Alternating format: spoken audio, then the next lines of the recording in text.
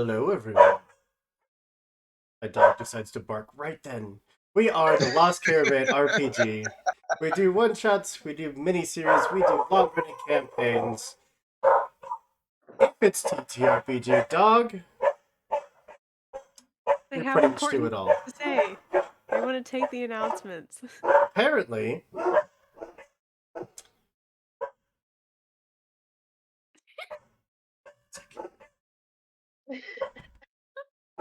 So hey chat, how's it going? I hope everyone's having a good Wednesday. Today is Wednesday.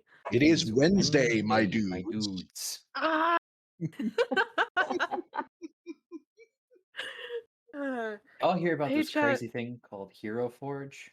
Uh, Wild. I mean, I tell you, you Yep, can make a whole bunch of really awesome creative figures. Now, if indeed. there are any mods in hey. the chat, oh, never mind. Quick, pretend like we are saying something embarrassing. that's fine. Anyways, hi. Hello, everyone. Tonight we are playing Icon, a game by Massive Press, the same people that make Lancer, which you've seen quite a few times on our channel, and is super popular because I think those videos get the most views as far as VODs go. And our YouTube channel, which I never remember to plug, but we have a YouTube channel. It is youtube.com/ Lost Caravan RPG, I believe. I'll double check that at break. But yeah, all of our VODs go there. So if you miss anything, you can go check it out. But we do have a couple announcements to get through. The first being our sponsors. First sponsor is Hero Forge. It is a site that we use to make all of these wonderful tokens that you see in everyone's webcam boxes. But mainly, it's where you can go to make hyper customized miniature models, which you can get sent straight to your door. They just I can't remember what it was for December that they added, but again, I'll find it at break. They're always adding new weapons, new armors, new poses, new base ornaments. Epic It's stuff. just always new stuff. They added cups, so many cups. Didn't they add camping stuff this month? Was Oh it camping yeah. stuff? Well, that's They have just like awesome. campfires and stuff, so maybe. Damn. Okay. Yeah. Um. Yeah. And if you use our link posted there by your lovely moderator, you can get cool stuff and support us in the process. All right. And our second sponsor, go ahead and hit play, is Epidemic Sound. It is the site that we use to get all of our royalty-free sounds and sound effects. They have any mix, match, and genre of music that you could ever want. It really works for any type of stream, and if you're a content creator like us and you have to worry about a thing called copyright strikes, thankfully we have never had to worry about that. Epidemic Sound is amazing. And they'll even go to bat for you if YouTube or Twitch thinks that you may have a strike. I just sent them an email. They took care of it. Never heard about it again.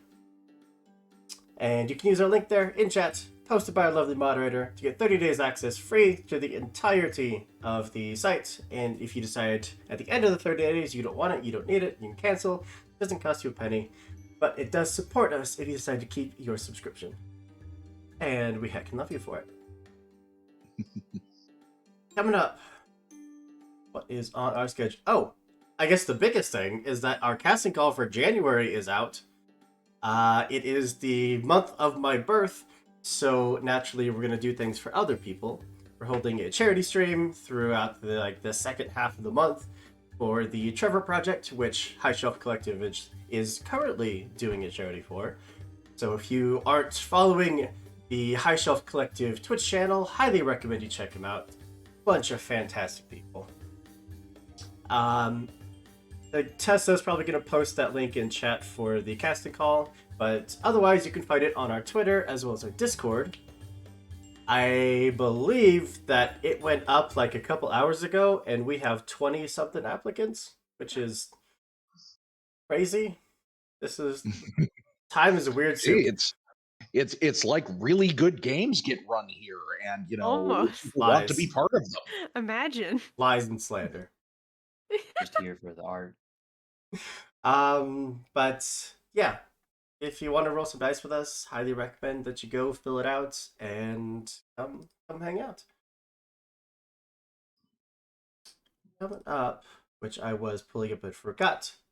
On Friday, we have a game of 10 Candles, which I'm super excited for because that is just a wonderful role playing game. We have fairly long. Oh no! On Saturday we have Honey Heist, hosted by James. We have nothing on the 18th, nothing on the 19th. But then following up, we also have James playing some Pathfinder. So come hang out. If any of that sounds good to you. But that's enough rambling out of me. My dogs, I think, finally shut up. So I'm going to pass it on over to the lovely cast and crew that we have in front of us. Let them tell you who they are and who they're playing tonight. Starting to my immediate right with Morgan. Hi, everybody. My name's Morgan Stutler. I'm an actor and voice actor available on most social media at Mr. Morphine 482. I'll be playing Pops Harlow, who is a totally normal farmer and nothing else. Absolutely. I would never insinuate otherwise. Tina brought it up. Yeah, that's crazy. That brings us down to Kian. Hello, everyone. My name is Kian. Pronouns they, them, theirs. You can find me on Twitter currently at uptight, excuse me, at uptight_chiffon. I am playing Essen tonight, who is a harvester who has just adopted a little robot baby, and I'm really, really excited about it. Over to Turk. Hello, everybody. I am Turk, or Turk Accented, on Twitch, Twitter, and anywhere where the forces of good and evil clash. Online, that is. I, of course, will be playing Orton Harlow, the runaway's grandson, and great fool. I'm looking forward to I'll that, say. as he often does. But yeah, that's me. You know. And then over to Hank. Yeah, you better get off camera. I'm going for you. How dare. Hey, everybody. It's me, Sir Heckelite. You know. I can't believe this. I can't believe you done this. Hey, everybody. Tonight, as per usual, I'm playing Mimosa, the Colossus, Lorito, who is by appearance a godwit, but we're going with this gag that she's a bunch of different birds, so we're gonna continue with that because I like it a whole bunch.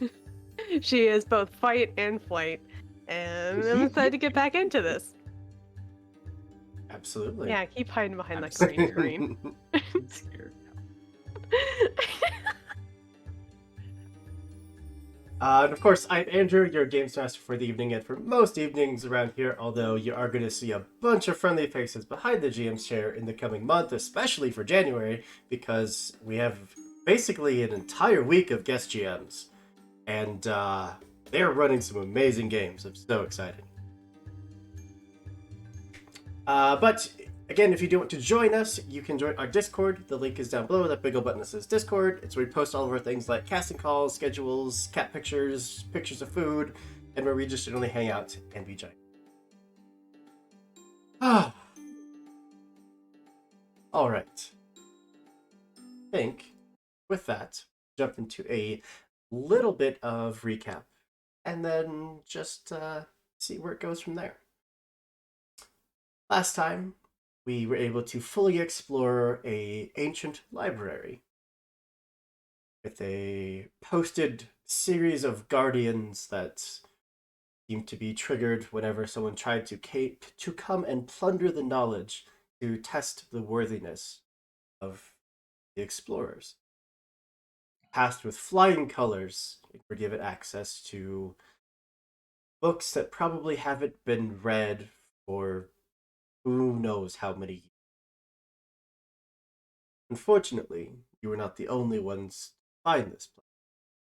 Probably drawn by the gigantic hole that now exists above you, you heard explosions of someone trying to excavate deeper into the structure. I believe you decided to flee the north, after wave of these soldiers started to come through, the library doors shutting, but slowly, a commander did join the field, even just for a round or two, passing judgments onto each of you, which we never really got to see the full effect of those, but sure, it's fine. You continued on deeper into the structure, eventually hitting what looked like not a ballroom, like a dining hall, I guess, would be the best explanation. Where Lamosa, your little blue orb buddy, was freaking out till you let him out, and he swarmed around the room, bringing life to these memories. The folks that lived here all those years ago, all dancing and eating and laughing, talking, but they really were nothing more than memories.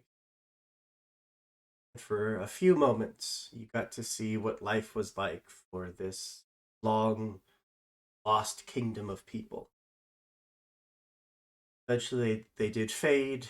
Little blue buddy came back to the little vial, again was sealed away. Hearing more of those explosions, you decided to continue venturing on to the workshop. Found little bits of machinery, as well as a little buddy who wasn't quite out of Aether, but was very dangerously low, on the verge of a permanent shutdown, and through much effort, battling the literal forces of darkness, recovered your buddy, got to the elevator, and started your descent. The forces of darkness did not abate, however. They followed right on behind, swarming the elevator again and again, causing a whole lot of damage because I don't think anybody was making their saves. And eventually you did hit the bottom. Your lantern keeping you as safe as it could. The darkness finally abated, and you were left the base of a ruined, decrepit tower. Hard to tell exactly how far underground you are right now, but you are far.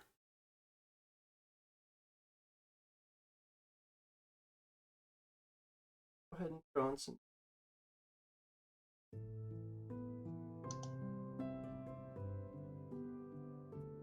As your elevator does come to a stop, there's a moment of flickering where those sconces along the walls start to react to the movement, your presence here.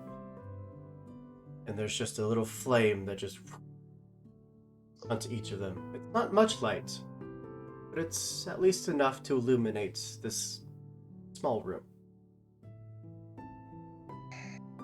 There's an opening where a set of double doors used to stand many years ago. Now it's just a gaping wound in the side of this tower. Keep your wits about you. We ain't out of the woods yet. In the woods, but kind of more like underground in an ancient city. Yes, you know what I meant. Make sure your blood pressure stays up. Either way, we had a map. We were trying to get our way to that airship landing or garage. Do we have any indication of what direction we should be heading in for that? Yeah, it's... I believe it was southish from here.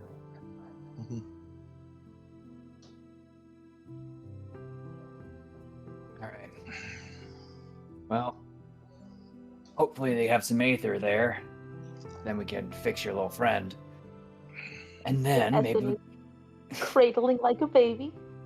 And then maybe we fly our way out of here? Sounds like a plan.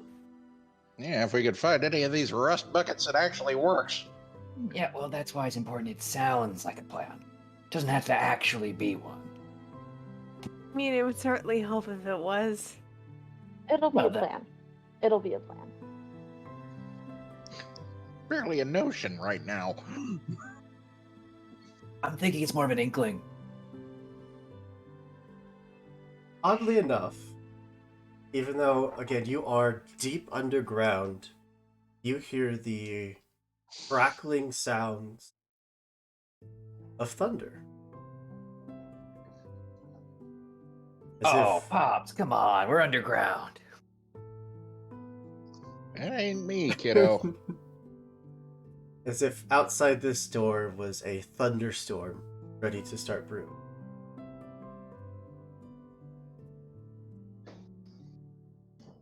What the heck is that, though? Energy source, maybe? You think it's Keep your something that could power distance. this guy up?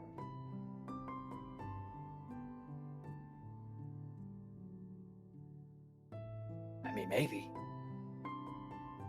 I'm gonna try before we go anywhere to Mhm. put his little legs and arms on whatever I have gathered. I don't remember if I got enough parts for him to have arms and legs. I think you made sure that you did, even if they didn't look exactly right.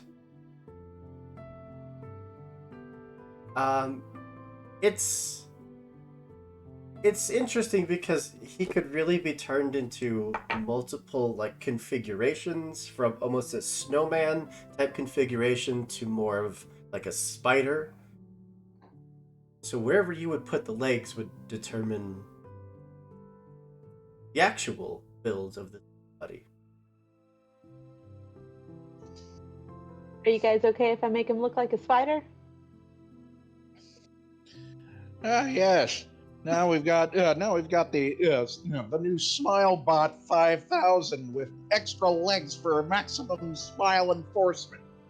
Okay, first of all, Pops, his name is Turnip, so be polite.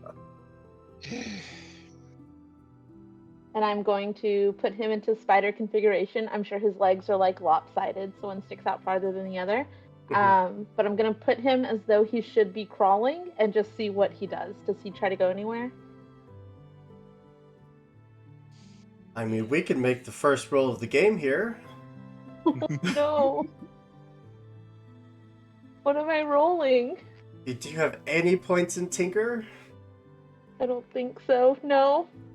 I don't think any of us do. No. Smash? No. Smash. I mean, A study feels like a stretch, but like, could it be like I'm studying him to see if I can figure out like the best way to like make him be able to walk? Sure. Thank you. We'll go study with a burden. With a burden. Oh, That's just minus 1d6. okay. And I have 2 dice, so I only get to roll 1. Mhm. No. Oh, okay. Yeah. Ugh. I'm going to turn very tentatively to the group and ask, does anybody want to help me put Turnip together? And start the robot revolution? I don't think so. Does anybody other than Pops want to help me put Turnip together? I can certainly try. I would greatly appreciate it. Oh my god. Yeah, you just None of my dice were What do rolling I do well. Hoop. for that again? you just spend I'm one so of your stress, and Oh, you okay. just give Essen an extra dice. Oh god. None of these were rolling well earlier. I'm so scared. Okay, I got a 4 and a 3, and I'm so sorry that I'm not sure how to interpret that. I think that means that I get a 4, which means a partial. So you just take the Okay. highest roll, and this would be a fortune roll, which means that there's no consequences, there's no downsides to anything. It's just determining how well you're succeeding, which isn't bad. These limbs weren't exactly made to fit a little buddy of this size, but you're doing your best. You're connecting pieces that seem to go together. And setting it down, some of the legs would start to twitch. but it's on such critical low life that doesn't really have much more strength than that. That's okay. On a mechanics level, well, would that technically count me as successfully aiding, even though it was a partial? Would Lamosa have successfully aided me? But yeah, yeah. Oh, cool. Okay. I can recover 1 stress. Yay! How exciting. Thank you, Lamosa. I am no longer at max. Yay! Maso. I'm going to scoop my buddy up and head off whatever direction we head, but Turnip is now all in one piece. I'm filling in one part of the clock to repair Turnip. Oh, okay. It is a 4-part clock. Okay. Okay, that's not bad. No, let's do it. Alright. Then you're ready. You can step out through the wound at the base of the tower. It is dark out. Although the moment you're out into the street, a thoroughfare that connects these towers, look up and you would see a night sky. There's an inky black void filled with just these specks of stars. Clearly you know it can't be the night sky, but what it looks like. Now, normally I got a head for elevation, but did we come out from underground at some point and I just not noticed? Oh, it's fascinating. Some way they've replicated the night sky down here. Probably just a design, but I wonder if it moves. I imagine you'd go crazy if you didn't see sky for too long. Well, you know, Not that It it might not. probably helped them, what with all them being dead and all. also, it probably wasn't buried underground all those years ago. Well, yeah, but then why would this be designed? You were the one that said it could be designed. It looks pretty. Yeah, Also- it does. See, you're getting it. I understand objective facts. Is it discernible, like, if this is real sky or not? It's not. Okay. Like there's the constellations that you have come to know aren't present. Mm-hmm. Does it look like different constellations? Or does it just seem like random? I think that would be up to individual interpretation. It definitely looks random, Okay. but not to say that someone couldn't look into it and see, patterns or designs or shapes. Yeah, let's make our own constellations. I like it. Look, a square. That must be a dragon. Let's keep moving. We head south. That thunderstorm that you'd been hearing, it starts to build more and more until you start to get an idea of what it actually is and what this night sky is. There's points where some of those stars will start to glow a little brighter, and that sound of thunder will go off, and a bolt of energy will leap to another star.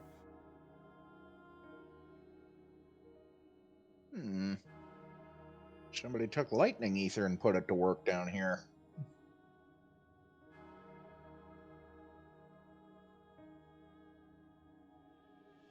Which one of you would you say is in the lead? Probably Pops because he forged ahead. He's not looking at things. Pops, would you roll your survey? Okay.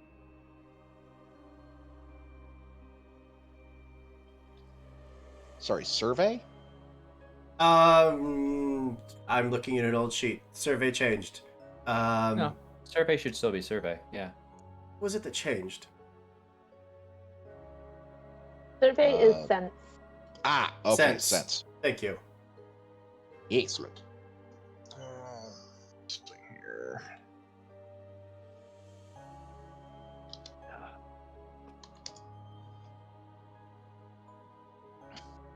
That's a 6. Beautiful. With that continuous echoing of thunder starting to get more and more violent, you continue off down this trail. There's parts where the road is collapsed in and you have to kind of shimmy your way through the cracks. There's other areas where there's a pure drop off to one side, where it looks like an earthquake or something came through and just ripped out entire buildings. They're parts of this tower, this series of towers. Well, good to know that the ancient civilization couldn't figure out the instability problem. But you're also not alone. Every time that your lantern rounds a corner and sheds light, burning away those shadows, it's not just that the shadows are disappearing, it's that they are physically scurrying out of the way.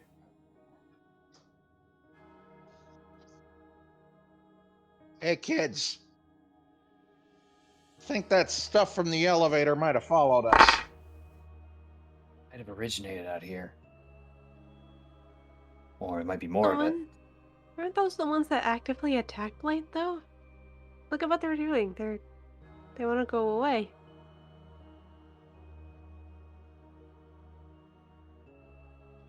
Well, clearly they know our light means business. Orton, Oh, You- don't make me. you have a sixth sense for Aether, correct? Well, all Thrin have the Aether Yeah, light. we have Right. our. We glow blue when Aether's about. Mm-hmm. The At least our further you're walking, the more you're glowing. You Oh, can look at us smell it, now. can't you?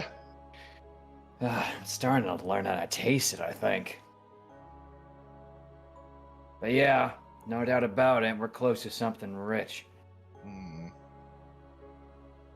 Good for your... oh, what was his name? Turnip?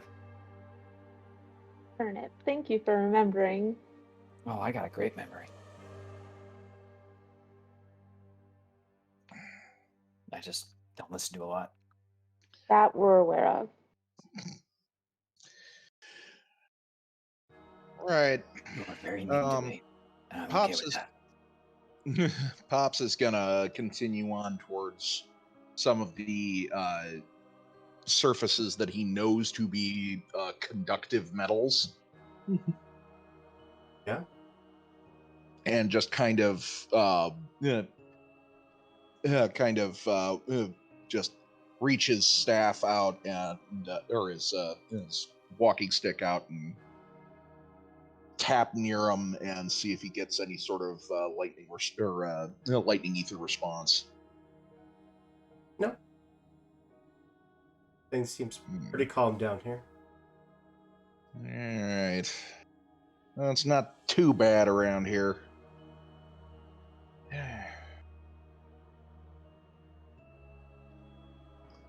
Though that glowing blue of your tattoos does continue to get brighter and brighter. A little warmer, even. You're passing by buildings that have collapsed years and years ago. They could have been homes, restaurants, they could have been nobles' quarters. Who knows what all these structures are? Those that still stand are a mark of beauty in this otherwise dank underground cavern. Shards of tapestries that remain just have a fraction of the beauty that they probably held when this place was vibrant and full of life. glasswork that you're passing by is now covered in dust and muck and dull. But you can only imagine sunlight shining through it and just being the full spectrum of colors. Pops and Orton, the two of you would finally feel and see this source of aether that you've been pulled to. Mm. A piece of machinery, hard to tell what it was. There are bits of armor plating sticking out. There's also damage to it. Nicks and cuts, scrapes, burns.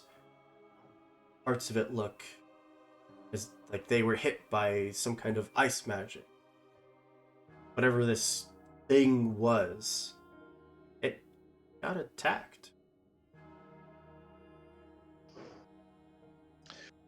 The markings and such on the armor, is it similar to the things on the buildings?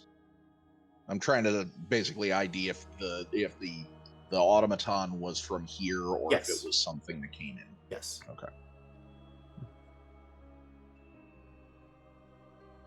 All right. Well, I know something big happened here. I mean, probably looking at some kind of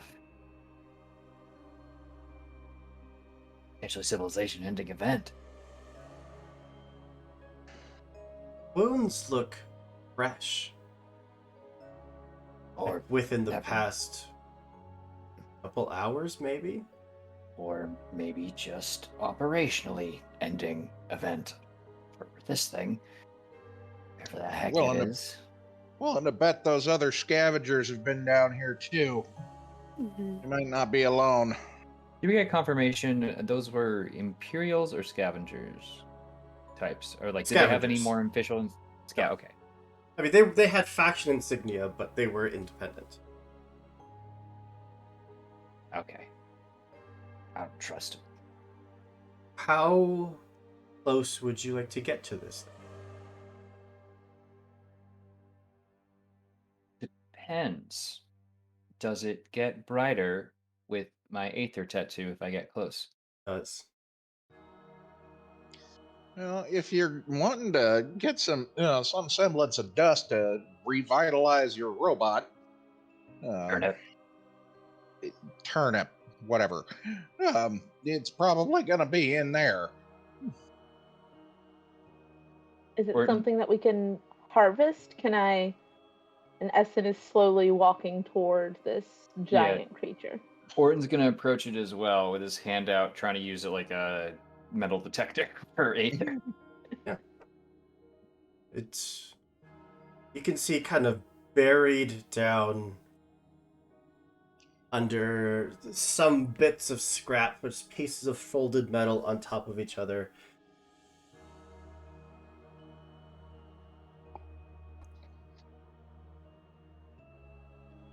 There's a slight glow that starts to match your glow. There's a few vials down there that you can see. Some of them have been busted open. Others are perfectly intact and have this just swirling mass of silvery blue. Are they within arm's reach, or would we have to move some things and kind of dig to get them? You would have to dig. I'm going to turn around and in one hand hold out the baby toward Pops and Lamosa. Would one of you hold Turnip? Fine. And I'm going to turn around and start as gingerly as I can, removing metal, trying to see, like, doing my best to make sure that the whole thing does not collapse and crush what remains of this aether. Yeah. What skill would you like to? Oh my god, I don't want to roll. I'd like to. I was use- just like, oh, I could use smash, and no, I'll you should not use take a. smash. I'll take a stress to aid in this. Are you getting in there to help remove this? Because I believe that Essen is basically creating a protection so that nothing could collapse on whoever actually gets down to work on it. Now, one of us, not to say one of us is a shark and therefore a mighty big person, but I am not that. And I am quite nimble and dexterous and a great fool. You know what? I appreciate You your keep honesty. saying that. I ain't prompting it none. But I am.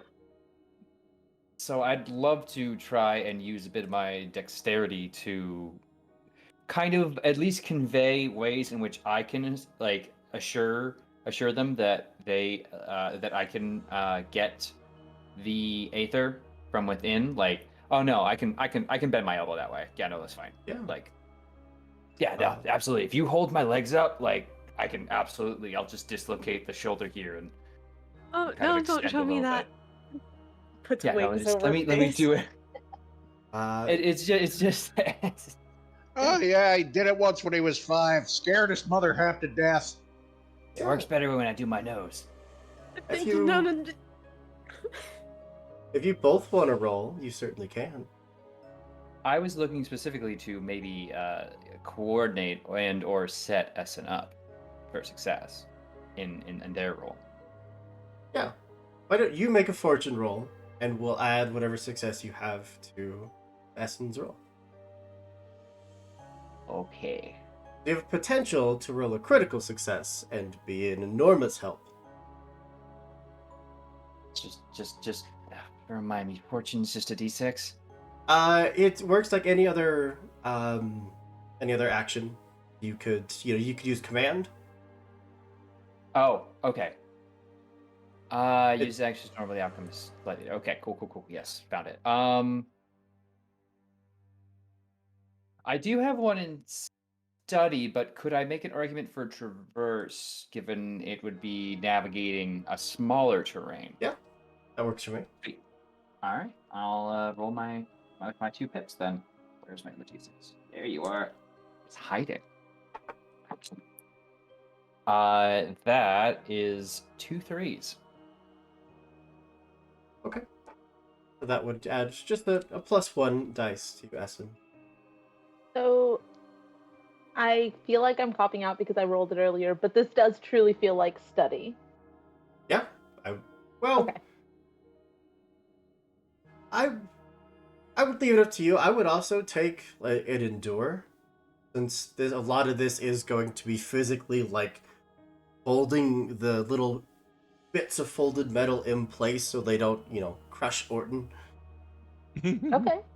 I've never gotten to roll endure, so we're gonna roll that. A 4. 4? And you rolled with an extra dice from Orton's help? Yes. While they're doing this, Pops and Lamosa, what are you doing? Holding on to the robot. Occasionally glancing at it and telling it not to look at me funny. I mean, I think Mimosa, if she can't really help like move things to the side, is just like generally being like a spotter or something. So if something starts going awry, she can go up very quickly. Okay. So in general, you are all adjacent. As Orton, you reach down, your fingertips just brush along the glass. There's just a spark from you to that glass, causing it to start to spin a little faster. And this hunk of scrap and metal and armor starts to move. You're so close that you could reach and grab one of those canisters.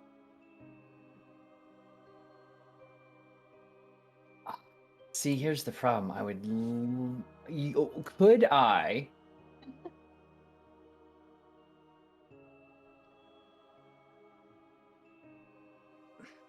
So Could you? So could I not die? No. Yeah. No. I am going to. I'm open to gaining another stress, but I would also like to potentially offer.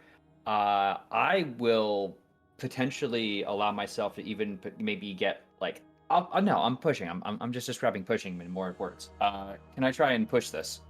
Absolutely. So that would be another traverse roll, or Yeah, do you want that me to works roll for me. something? All right. With an extra dice. Okay, I'm really glad I got my huge pile of d6s here for today. Yeah. Ah, so many d6s. You think I'd play Warhammer or something? But I don't. That is 2 4s and a 2, so 4. It's a success. As you just continue just shoving your way down, like finding footing of something to plant your right foot on and then just push. Finally getting down far enough that your hand just fully encircles that one of those vials. You have to turn it and orient your body in such a way that metal is starting to dig in just everywhere. And you're finally able to just yank. And it comes out with a pop. The rest of you, you have a chance to back away as you hear that thunder just again. And instead of streaking to another star, it comes streaking down into this thing. Can I try and grab Orton? You see, like, Orton's left foot. Everything else is, like, buried in this pile of metal. Am I holding him? You are certainly close enough that you could grab and start to pull. I am. I'm gonna try to yank him out. Seeing Pop start to move, Essen's gonna start to pull Orton out. Yeah. Pops is just literally going to hold out his hand and go, Orton! Well, any of you that are abandoning pulling yourself to safety and trying to save Orton, you will not get a save for this, but you are letting Orton make a save. Lamosa, are you also diving for Orton? Yeah, man, my personality is the brave. I'm not gonna run. Well, I would immediately retract what I just said then. And we're gonna go with the group roll, since you are all basically chaining together to pull each other out. So Yeah. everyone can make a save, you just need a majority pass from the group. Alright, what are we rolling again? A d20, and you need 10 or higher. No one needs to leave in this particular instance, yeah? Nope, it's just, you're all rolling. Cool. 15. Nice. A 10. This is what again? Why am I A rolling? d20. Just a d20. Why am I even rolling? I have free soul. Oh, that's a 7. What is free soul? You can escape from any restraint, grab, shackle, hold, or prison cell without rolling appropriate to chapter. There you go. And I can Wow, we are all risking our lives to save you, and you could have just gotten out of it. Alright, Houdini. Yes, selfish dip. It's I'm just immediately getting out of the way. If there's an effect I have to dodge, I should probably actually roll for that, to be fair. Don't worry, everyone. I rolled a 1. Oh, so am I that's the only one that passed? no, I think Essen passed. Okay, I cool, passed. cool. So that is at least half of you succeeding. So you will all take the oh god, what is it called? The fray damage. Sin. And if any of you Fray, have, I think it's dodge that lets you avoid fray damage. I could have sworn I had something like that, but Skirmisher. Let me see, let me see. Skirmisher? No, skirmisher lets you move diagonally. I'm immune to all damage from missed attacks, successful saves, and area effects. So if we successfully saved as a group This check, is a successful then save. I'm all set there. You take nothing. The rest of you would take 2 points of fray damage. Okay. And this is reduced by armor if you have any. As that bolt of lightning hits, you just yank each other out of the way. That secondary wave of energy hits some of you, causing you to stagger back from this thing as it starts to pop joints back into place, just sliding bits of armor back where they should be. Fully getting to its feet, hefting a war axe, a good 6 or 7 times the size of Orton. Oh, so it's tiny. Tiny. Yeah. That's electricity striking it again, leaping to the axe, causing the head to just spark with energy, and then leaping off the sides of the streets onto these creatures. Just like a chain effect down the street, either direction. These small little shadow creatures that have been tucking themselves away from you, now energized, now all screaming out in pain, just pull themselves up out of the shadows, now under some effect. Ah, nerds. I'm gonna start some combat music. Oh. Shit. I'm so sorry. I just wanted to save turn. So much like Lancer, you all simply get to go first. You can, of course, delay your turn, which puts you on the slow initiative track, which means that you go after everybody else. So, being the players, which one of you would like to go first? Also, I have a villain point. Thank you, Sin. No. You know what? No, I'm going to spend that villain point immediately. Oh. The Executioner is going to go first. Uh-oh. Thank you, Sin. It is... No, it's not going to go first. One of the Arc Ghouls is going to go first. What are the what? Oh, okay. These little bits of shadow, these remnants of the energy that was used to try to defend this city before it collapsed, pulls itself from the shadows, and it's going to appear just poof, in the center of you all, that lightning still arcing out from it. And dash through, pops an Essen. It appears and then just takes this lurching charge, passing right through the two of you. You are both now electrified.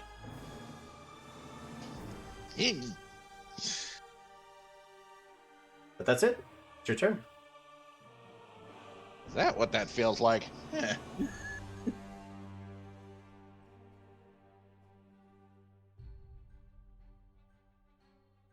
Whoever wants to Who wants go. to go first? Um, I think Pops likes to go later in the round, if I remember correctly. usually. I can go now? Go for Go it. for it. Alright. Oh, could be harder without a map. Is there such a way in which I can do my Knight's move kind of thing, and go through the big guy and this arc ghoul? So, I'm basically counting that all of you are kind of in this cluster about 5 spaces away from the big guy. And this little, or the first of the Arc Ghouls anyways, because there's multiple, just simply appeared in your midst and is now just charging through all of you, electrifying you. Okay, well, first off, rude.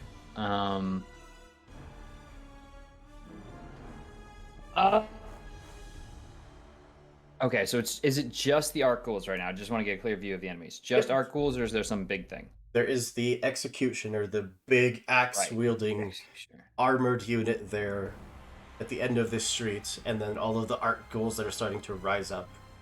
Okay, can I move and hit the executioner and arc Absolutely. ghoul with cavalieri? Cavaliere, rather. What's your move? Super fast, 4. Thor would not quite get you to him. Okay, well, I just need to be in a position where moving 3 spaces and then 1 gets me on top of the Oh, yeah. executioner. Yeah, Okay. So, move 4, getting lined up. Then Hidden Cavaliere. So there's going to be a heavy melee attack against the Executioner, but going through the Arc Ghoul. Yeah, absolutely. So roll a d20 to hit. Yeah. That is a 12. Defense of 5. Okay. Nice. So this is a heavy melee attack, so I'm gonna roll 2d10. Oh, come on. Well, one's good, one's not so good. 8 and a 3 in most circles of mathematics is 11. Does that ignore And armor? No, but it also has a fray of 3, so that's going to be 14 damage total, and it's burning.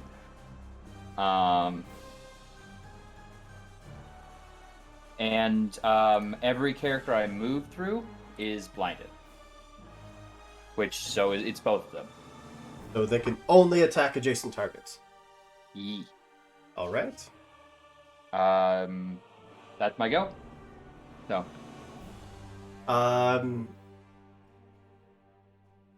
Yeah, we're good. Another of the Arc Ghouls is going to go. It is just going to appear next to you, Orton, and just shove itself through and past you, electrifying you. But it's certainly free to try. If it could miss, that would be really cool, actually. Also, sorry, I should mention, I was aiming to be on top of the Executioner by being one above. Okay, cool. Give me 1 second. You're good. Yeah, I just want to jump on top of this thing's head. My +1 level of elevation. Yeah. It's back to you. Oh, did it hit me? I mean, it's just when it passes through a creature, they become electrified. Oh, okay. Gross. Oh. Ew. I can go if nobody else has anything. Shoot. It's just support right Go now. for it. I'm gonna use both. Fudge, I can't. I will use my first action to heal Orton, so Orton is no longer electrified. What is the range? And then, it's in range 4. If I need to get closer, I will. You would have to move closer, yeah. Okay, I'll do it. Which is unfortunate because I really wanted to run away. Orton is no longer electrified, and then does that keep me in range 4 of Pops? Yes, that would about Could push I- you in the center between Orton and Pops and Lamosa. Perfect. I will toss a Bless over to Pops, so you can use an action to cure yourself of being electrified on your turn. Excellent. And that's all that I'm going to do with my turn. Well, fine. Rude. The Arc Ghouls are going to go, and they're just going to appear and electrify Lamosa. Oh, you know what? They're going to fly through Lamosa and Pops. Pops, you are already electrified, so I need you to save or become blinded. Okay. Let's see here.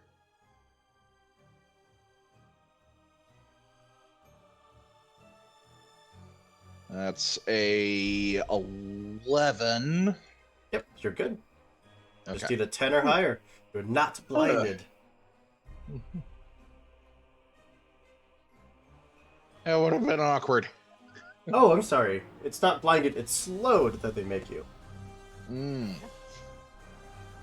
Alright, back to you. Okay. Okay. I can go ahead and try to hit one of these ghouls. Sure. All right. So which one is closest to me? The one that flew through Pops is now kind of sitting right next to both of you. Oh, then perfect. I don't have to fly near them. Or fly up to them at least. Okay, so I'm going to start my turn by entering a Blood Rage, so that stance is now there. And I am going to go ahead and try to hit this with the Valkyrie. We're gonna try it. So how do I hit things again? A Do D20, I D20? Okay. and it'll say plus a boon if you get to add a D6. Yeah. Unfortunately, that's not for me. It's a straight D20. Alright, does a 13 hit? It does. Nice. Okay, so that is my D6 plus Fray, so let's that. So that is 3 plus 4, so 7. And as an effect, the foe is winded. The foe is evaporated. Oh, okay. That too. That's fine. It's just dry. What weapon do you use? I used a sword that is comically large for a bird of Lamosa's size. Just full on slicing through this thing, and it's like two poles that are still connected by that electrical arc, but then it just fizzles out.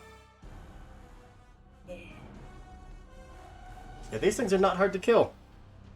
Nice. I'm guessing their boss is not going to be the same though. But that's it for me for now. I suppose the executioner should go. Really? I am on top of his head. Yes, but Are. must he?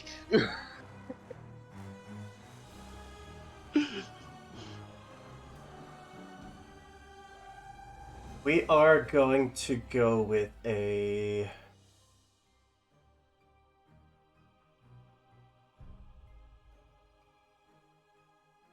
So I think everyone except for Orton is electrified right now. Mm-hmm. Yeah. Just gonna reel back with that axe and just slam it into the ground, causing just this wave of energy to wash out. Well, that ain't good. And this is True Strike, so I think the only one that has dodge is Orton. If any of you had dodge, it would ignore it. 16?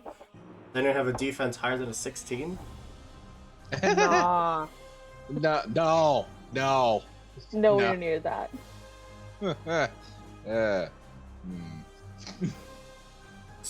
What is your die? A D6. Okay, that's good. I got nervous for a second. On hit, it is 2 dice plus fray, plus shove, and electrify. You're already electrified, so it is just an extra dice of damage. So it's just 3d6. Plus fray. Right. And minus whatever our armor is, right? Yes, it is not armor piercing. Perfect. I'm gonna go ahead and use my ether deflection on that.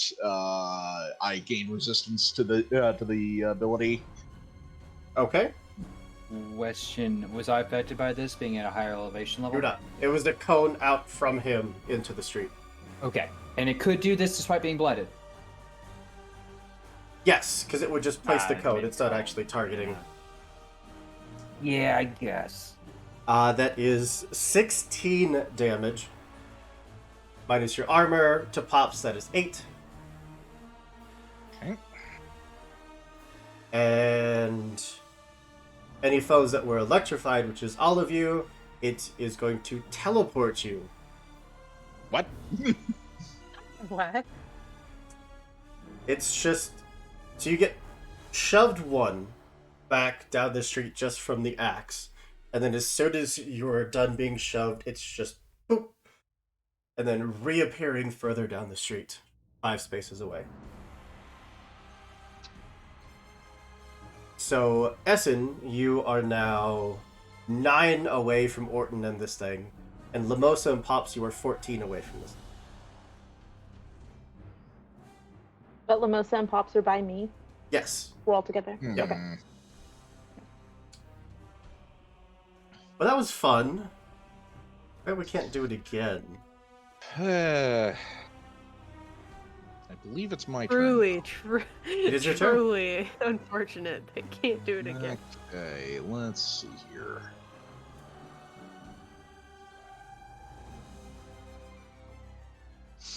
All right. I'm going to use one of my actions to cure my electrified. Using the bless. Okay, you're no longer electrified. Yes. And then I'm going to let's see here. Now I'm no longer within. Let's see here.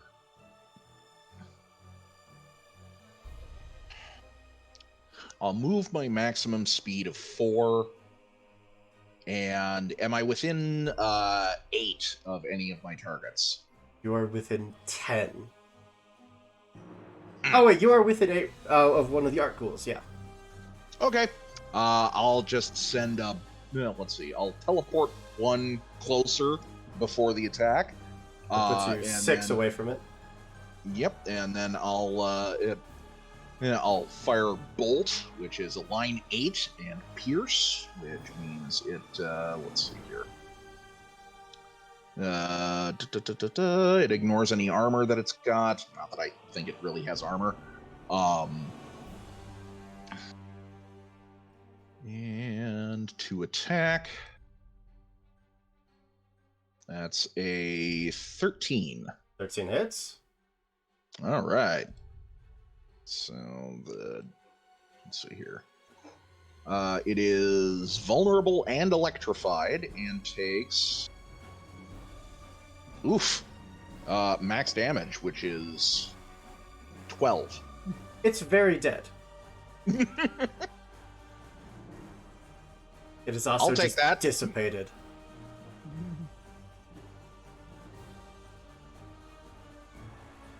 Anything else? I think that's all the actions I can take. So. All right. The executioner is going to go again, Uh-oh. and giving the axe a minute to recharge, is just going to take that other gauntleted hand and just start taking swings up above its head. The only target close enough.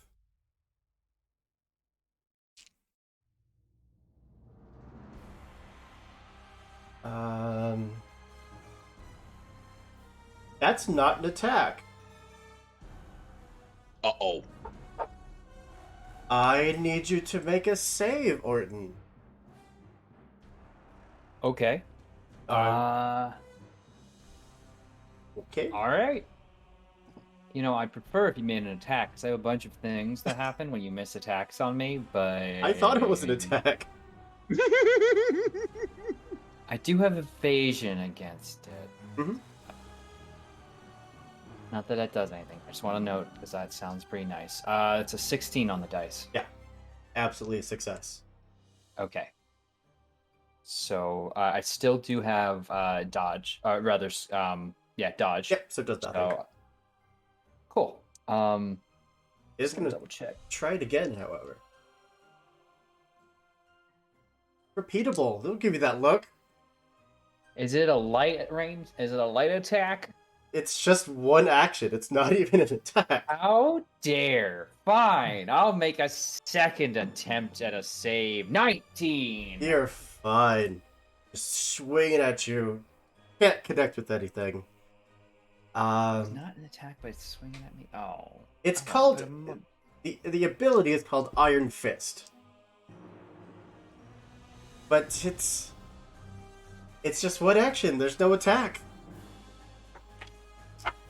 He says, I'm Danny Rand, and the sound is so annoying that we all clutch our ears. Well, I believe that not brings gonna us lie, to recognize the you. top of round 2. One resolve point to the group. Ooh, Oh, no. perfecto. Well, you used your villain point to go first. Does that still hold, or can we go first now? No, you go first. Okay.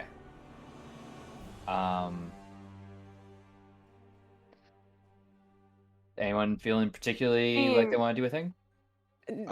Field wise, like how close is everything? Because we're very far now. Pops and I think- Essen are now 9 from this thing. Lamosa is still 13 from it. Yeah, I don't think there's anything I can do to go that many this time around. And I believe Essen and Lamosa are still both electrified. Uh-huh. I can go first and clear that up, Lamosa, if you need it. That would be awesome. I'll take my turn. I will heal Lamosa of the electrification, and I will bless myself. And I will move my 4 forward. Note, attack the cleric. Got it. Leave it alone. No. Don't you dare. Is Turnip doing okay in all this? Yes, I consider Okay, Turnip a non-combatant. Okay, good. Just making sure. Well, I guess we might as well jump on over to the big guy. We'll see if we get the electric axe back. We do not. That's a 1.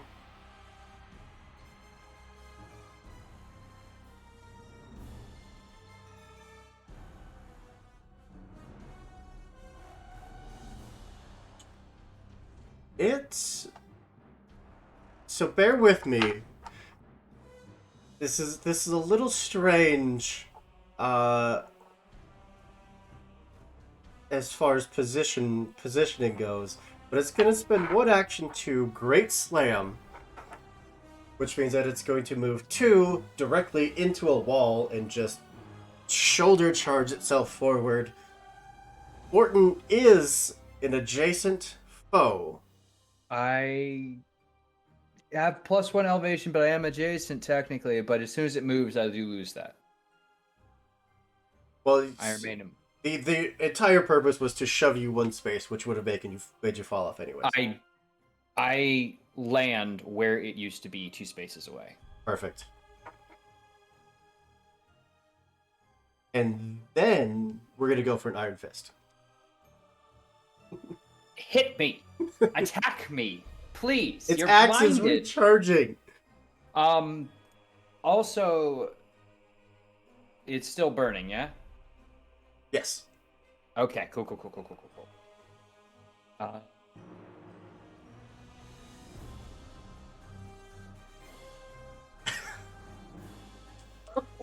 It was on 19 again for a hot second.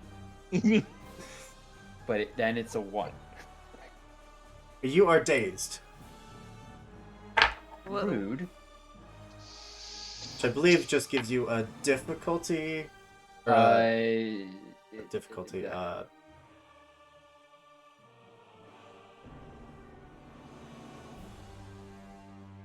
Stunned, winded, branded, shattered, pacified, dazed. +1 curse on attack rolls. There it is. So it's a d6 off my d20. Yeah. Which I don't like very much. That's it. Its turn is done. Alright. Is it possible to do 2 dash actions in 1 turn, or is that not allowed? You can move and dash, but you could not dash again. Yeah, no repeats. Okay, I mean, I'm fine to do that, just so I can, like, start to get up there. Yeah. It's just there are no targets that I can use to, like, kind of get on over there with the other stuff that I have. So yeah, like, I can go 5 up. That'll bring you within 8. Bring you basically right in front of Pops and Essen. Mm-hmm. Yeah, the best I got. So what's your speed? My speed is 3, and my dash is 2. So yeah. Yeah, I was dash like, up 5. I can hit really hard. I just need to be in range, and I'm currently not. You still have another action. I mean, I don't think there's too much I can do. Looking through the basic actions, and there's really not a lot that I can do. So, see if it gets its axe back. Yeah. So I dropped a d6. It landed on a 6. Drop dice never count. The one I rolled is a 4. It does not get its axe back. Are you in range 3 of the fella? Because you could just whack him. Nah, I'm in like Grade 8. 8. So like there's nothing I can do. Like actually nothing. It turned you all into lightning and just sent you away. Damn, that's rough, buddy. I was gonna say, Okay. usually I'm the one doing that. Back to me. If Yeah, I most- guess so. yeah, Like, yeah. there's nothing I can do. Well, the executioner is going to take its second turn because it's going to try to deal with Orton before any of you can get back. I figured out what iron knuckle. It's literally like smashing its knuckles together to make a sound. Because I'm dazed. It's probably just That makes gone. sense. Speaking of All right. Iron Fist, we're going to try it again. I'm already dazed. What more do you want? 13. Do it again. Can you hit me? Can you attack me? I need the axe back. It doesn't have attacks other than the axe. It can't try and whack. It could, but it wants you to fail your Iron Fist. I already did fail an iron fist. Again. I failed last time. Oh my god, again. There, a 3. Are you happy now? You are now Oh, stunned. Oh, I'm not happy. Now it's back Oh, to no. Oh boy. So, I'd like to go. you. Oh, Well, Sorry. yeah, anything I did would be stunned. sorry. Before you go, because you did get stunned, it is going to hit you with its black heart. Its only other attack. Oh no. Is it an auto hit? No. To 2. Ooh, okay. I have a wonderful, lovely idea for you. Well, it's True Strike, so it gets past your dodge. Yeah, but it missed. It missed. It does still do fray damage, Okay. which is 4. Now, could I argue Mhm. that the trigger for my action I'm about to do goes off before applying damage? If multiple effects would happen at the same time, it is the current character's determination of the order that they go off.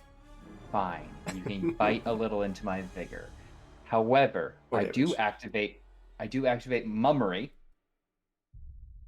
that allowed on As- Twitch?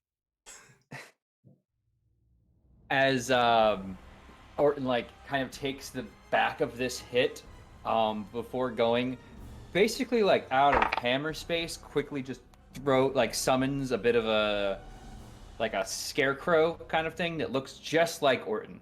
But for a moment before it's actually looking like Orton, it's basically just explosives on a stick.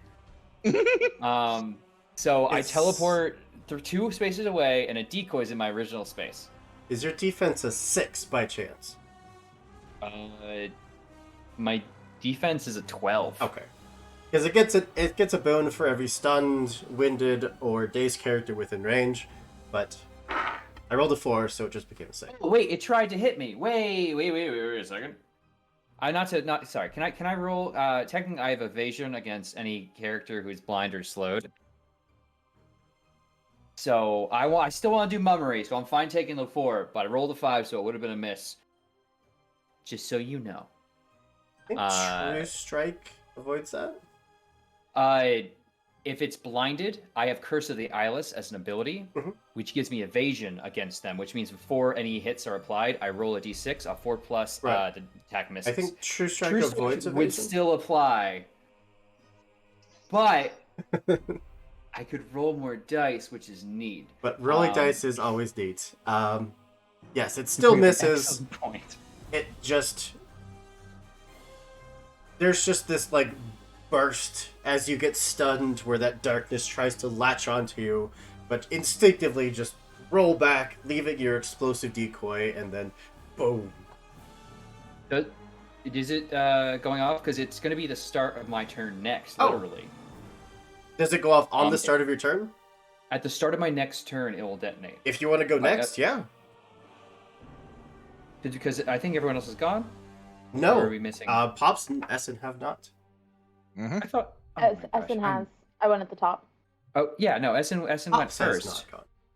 Okay. Sorry, its second turn got me a little... but yeah, Pops absolutely can go. I don't think this thing is moving, and maybe something else can move closer. Okay. Well, in that case, let's see here. How far away am I from the nearest enemy? 9. 9. The Okay. the one arc ghoul that's left and this big thing are both 9 from you. Okay. Are they like adjacent to each other? Or... Yeah. Okay. I am going to move 4 towards them. Within 5. Okay. And then I am going to use double my I'm going to use 2 actions. Actually, are either of them electrified? Essen is the only one that's electrified. Okay. Not for my lack of trying. All right. In that case, I will go ahead and use 2 actions to cast Sturmreiten, transmuting myself and my gear into pure lightning ether, coursing through the boundaries between worlds and dashing 6 spaces in a straight line. I gain phasing and intangible while dashing. Foes I pass through for the first time on my turn are electrified. Yeah. They would both become electrified. Excellent. And Just I end pop up on out the other side of them. Yep. Back off, my grandson! Well, the one arc ghoul is gonna just use its entire turn to pass through Orton and Pops and just make you both electrified. And then it's back to you. All right. Start of my turn. Question. Where is everything in relation to, like, where I used to be 3 spaces? Did the executioner have to get up within range 1? No, it did not. The ghoul is, however. Okay, cool. The ghoul. Now this is the ghoul that was already dissipated, right? No, Not- this rather, is the final the new- one. The only one that has Fresh. not get killed. Fresh ghoul. Yep. Okay, good. Then in that case, the mummery is going to explode. It's destroyed. Foes in a blast 1 radius become blinded. That's it. Does it deal damage? If they were already blinded, they take a D10. You know what? For thematic's sake, yes, it did have to get within 1 of your original location. Okay, sweet.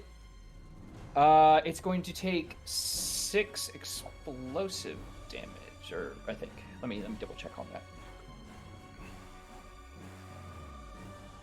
Mummery, of course, is the one that's like split. No, just damage. Just straight D10. Beautiful. And then on my turn, I would like to move to line up the ghoul and the executioner in a. Can I get that in a line of 6? You passed through this ghoul already. You already blinded it. So both of them take 6. Well, the ghoul takes 1 and dies. Oh. So that's neat. Of course, that one is the one that doesn't have a finishing blow or slay effect. But I do get a finishing blow as registered there. So I line up a. Tell you what, question is Executioner bloodied, like below half health? Come on. Well, I can't even do Cavaliere anyway. I'll hit with death instead.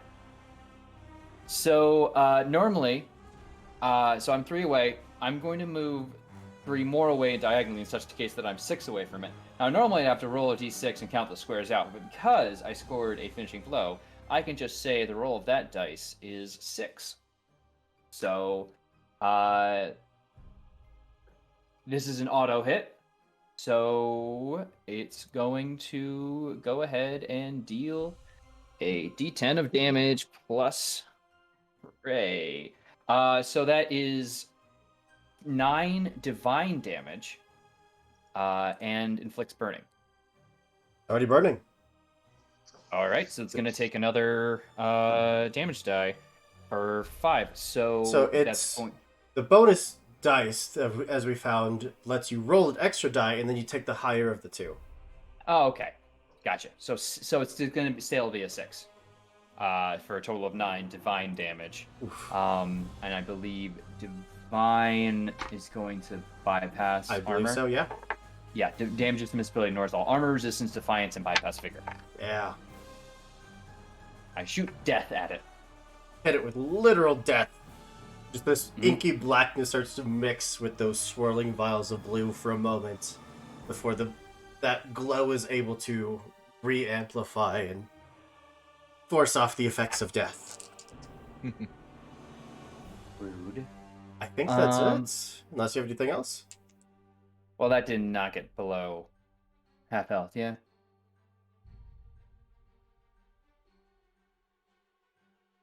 That's it, because I was stunned and I only have 1 action. All right. Ooh, I couldn't even move 3. Sorry, ignore that. I couldn't move 3 away. So you're I still just shoot within with 2 that. of it. Yes. Well, no, I teleport 3 away from my original space, so I'm 3 away from it. 3 away from it. Yep. Yeah.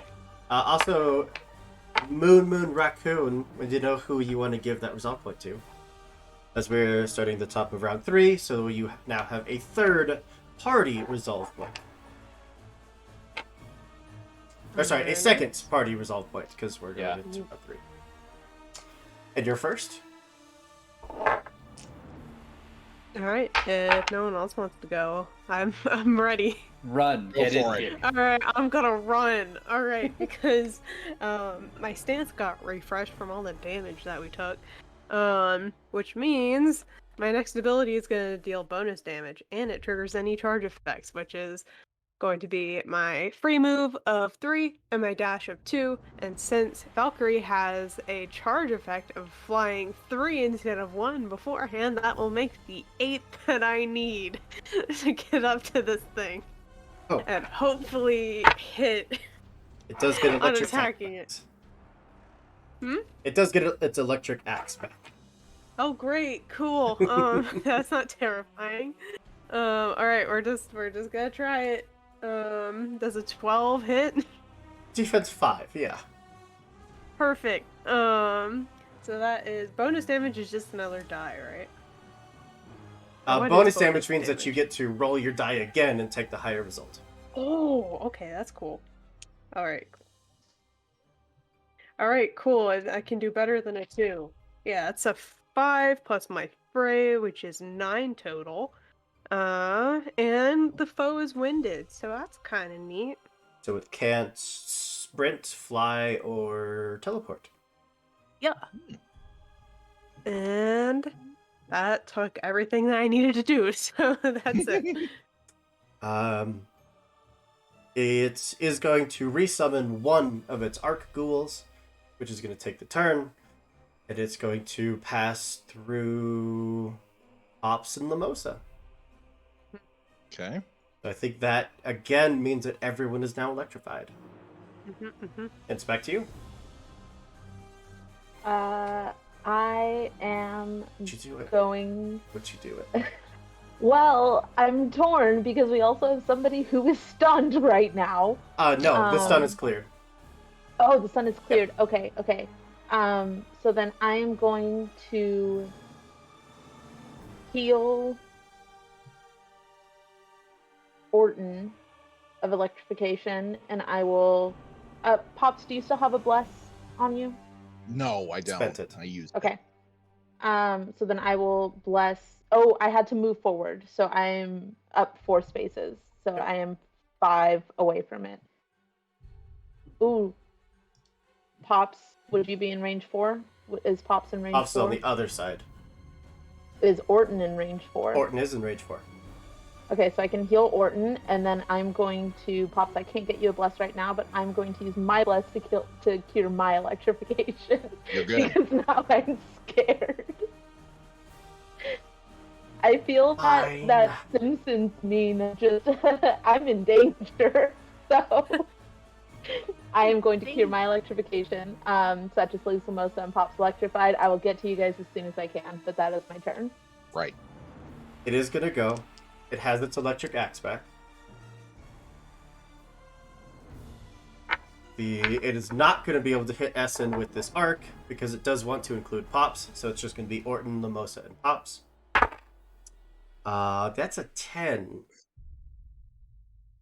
Yeah, that'll hit me. Let's see here. Yeah, defensive 6. Yep, that'll hit me. I think it misses Orton, though. Oh yeah, You have a defense of 12, correct? that's true. Yeah. That's true. So it's gonna miss me with an attack, you say? Yeah. It tries to hit you with a cone, but you were able to dodge out of the way. Fantastic. I'm going to deal 1 damage to it and teleport 1 space away. It's a cheap trick. Little dagger just soars out and plinks off the armor. But you do get Yeah, to teleport back. I get to move. So it's just going to be against Pops and Lamosa, and the two of you are electrified. Mhm. So it does get a bonus die, which it's 2d6 normally. And the bonus die, I'm rolling a third and just taking the highest 2. I think that's how that would work. It That sounds makes fair. sense to me. Yeah, if that's how bonus damage works for players, I think that would make sense. Yep. So that It's would like accuracy be, and difficulty in Lancer. Mm-hmm. that would be 12 damage to the two of you. Wow, these similars are so Okay. these games are so similar. Yeah, it's like they're I designed by have this no company. idea. It is going to push you back 1 Oof. and then teleport Right. 5. Forgot about that. Okay. Which Hey, you just got here. Wow. is actually going to send you just the direction that you were facing, which is kind of behind where you were headed. So it's going to send you into the building at the end of the street, where the two of you will hear conversations going on. You'll hear metal being torqued, and it sounds like there's people down here with you. As you were Wait, just metal sent being... wait, metal being twerked? torqued. Like drop it like it's hot? Yeah. No. Demonetized. TOS. TOS. Yes, the two of you are sent into the hangar, TOS. and that's its turn. Right. Okay. Pops is not looking so good.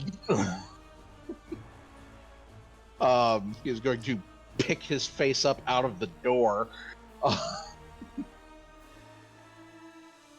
Turn around, and he's like, within 5? 6?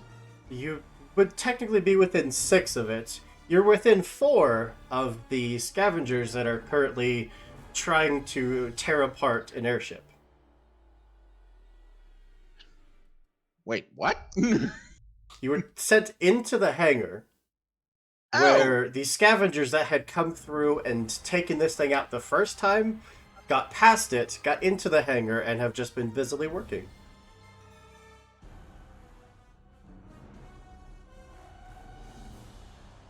Oh, hi. You mind stopping on that?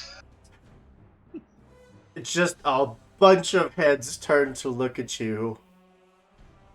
Pure confusion on their faces. Are they reaching for weapons? I mean, they're holding wrenches. Wrenches and, metal shears and tools. Okay. Sorry, giant robot out here trying to kill us. Hold on a second. Turn around. Just run back out the door, rejoining the fray.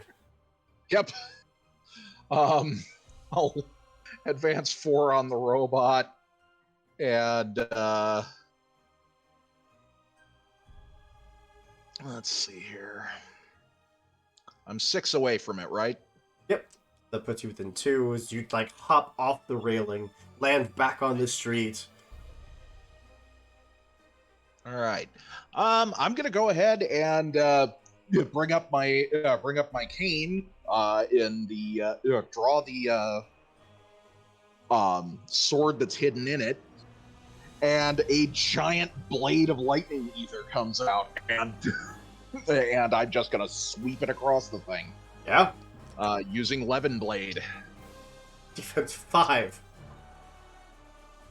Defense 5, and it is it's still electrified, right? From when I took it. Yep.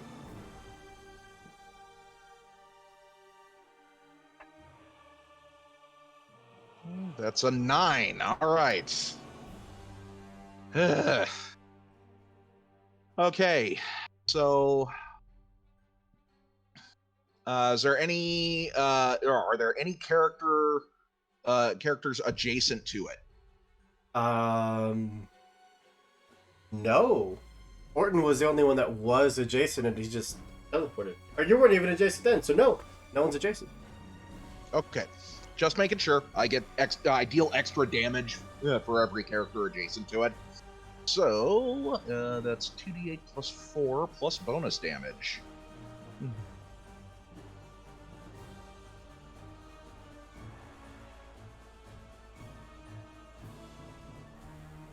All right.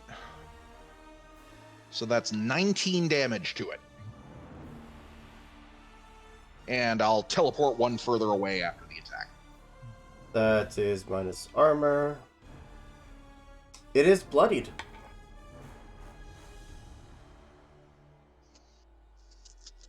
And it is gonna go. Yep. Do you teleport away from it? Yep. Teleport towards Orton? Yes. It will finally just start stepping forward towards you all. It's actually gonna close the ranks. It's large enough that it could be adjacent to both Essen and Orton, with both of you technically flanking it. And now it's going to use its Black Heart ability, because it has more than one character in range. Gonna use that darkness again. Uh-oh. Need to roll. That's 9. That hits me. It doesn't hit me. That'll hit me. I will spend an ether and use my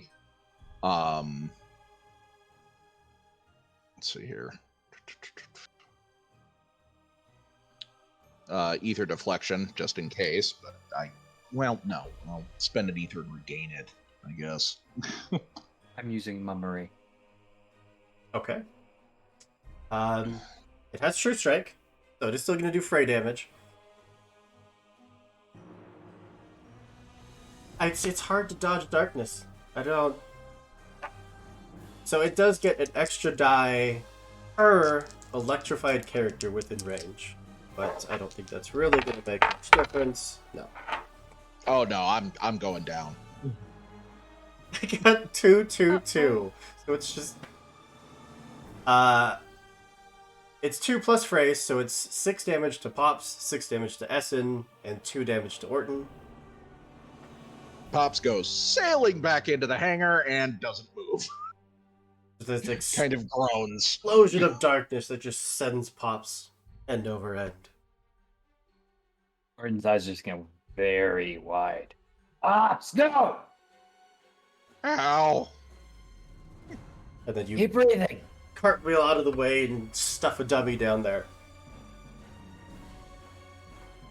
Django next? Blackheart is only 1 action. It's gonna Iron Fist Essen. Oh my god. A save. A d20 at 10 or higher.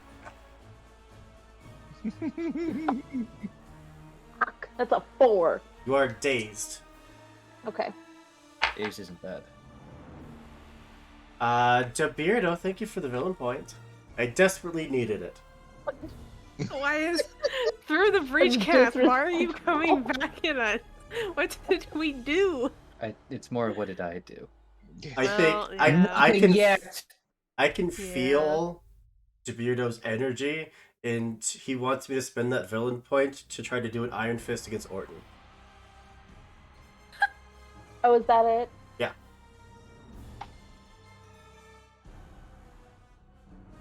12. You're fine. Yeah, that's right. But that's it. It's back to you. May I go? Sure. Great. The mummery explodes. So it takes It has a It D2, has include D10. D10 re-rollable for a higher result. It's burning. Or because it's blind. This one, this doesn't. It's just gonna be a D10. Oh. It doesn't. I tried. No, I appreciate it. It's just like it already states that blinded characters take a D10. It would have create blindness otherwise. So that's gonna be 5 damage. So 2 damage. All right, great. And since I'm no longer stunned, I can make a Cavaliere, which conveniently, having been able to teleport 3 spaces away, I can now teleport 3 spaces in, or move 3 spaces in and 1 to the right, and take a big old swing at it. That'll put you adjacent to Essen. Excellent. That's going to be an 18 to hit. It just hits by like 13 or so. Oh, you know. Am I still dazed? Does that clear after a turn? Daze does not clear on its own. Okay. So technically it's only a 14. Still hits, but, By a lot. you know, in all fairness, let's be fair. It was the opposite. I could have gotten a crit. That is 2d10 of damage. This inflicts burning. It's already burning, so I guess I roll both again. 3d10, take the highest 2. 3d10 to the highest 2. Okay. I'll take the 5 and the 7 I initially rolled, because that one is garbanzo beans. So that is going to be 15 damage. So 12. Yeah. And was that below half? Yeah, it is bloodied. Okay. Cool. Oh, that one doesn't have a slay effect either. Come on. Wild. Yeah, man. But I do get a stack dice, I believe. I'll confirm that, but it is a finishing blow. Yeah, when I score a finishing blow, yeah, stack dice. Yeah. Finishing blow I just mean- makes it bloody. Oh, anytime I attack a foe who is bloodied, I gain. It triggers certain effects. Like for instance, if I were walking through anyone else during that, the slay effect for this is they would also take the fray damage. It'd be nice, but you know, it doesn't have any friends, so. It's not. Imagine. But yeah. All right. So you are back adjacent with it if you're next to Essen. Mm-hmm. Okay. Heavy melee, so that's my turn. It's all you. It's already gone twice. Alright, so where am I? Am I adjacent You to were- Pops at this point now? You are. Pops came. Both of you teleported in. Pops jumped out and got slammed back in. I take a look at, the other people in this hangar. I look at Pops, I look back at them. I look at Pops. Is this, like, considered a defeated status? Like, can I use a rescue action, or is that, like... Yes. Okay, perfect. I would love to do that. If possible. Rescue. You help an adjacent defeated ally. They end the incapacitated state on themselves and heal to full hit points minus any wounds they've taken. Mhm. Mm-hmm. This is my second wound. Ah. Hmm.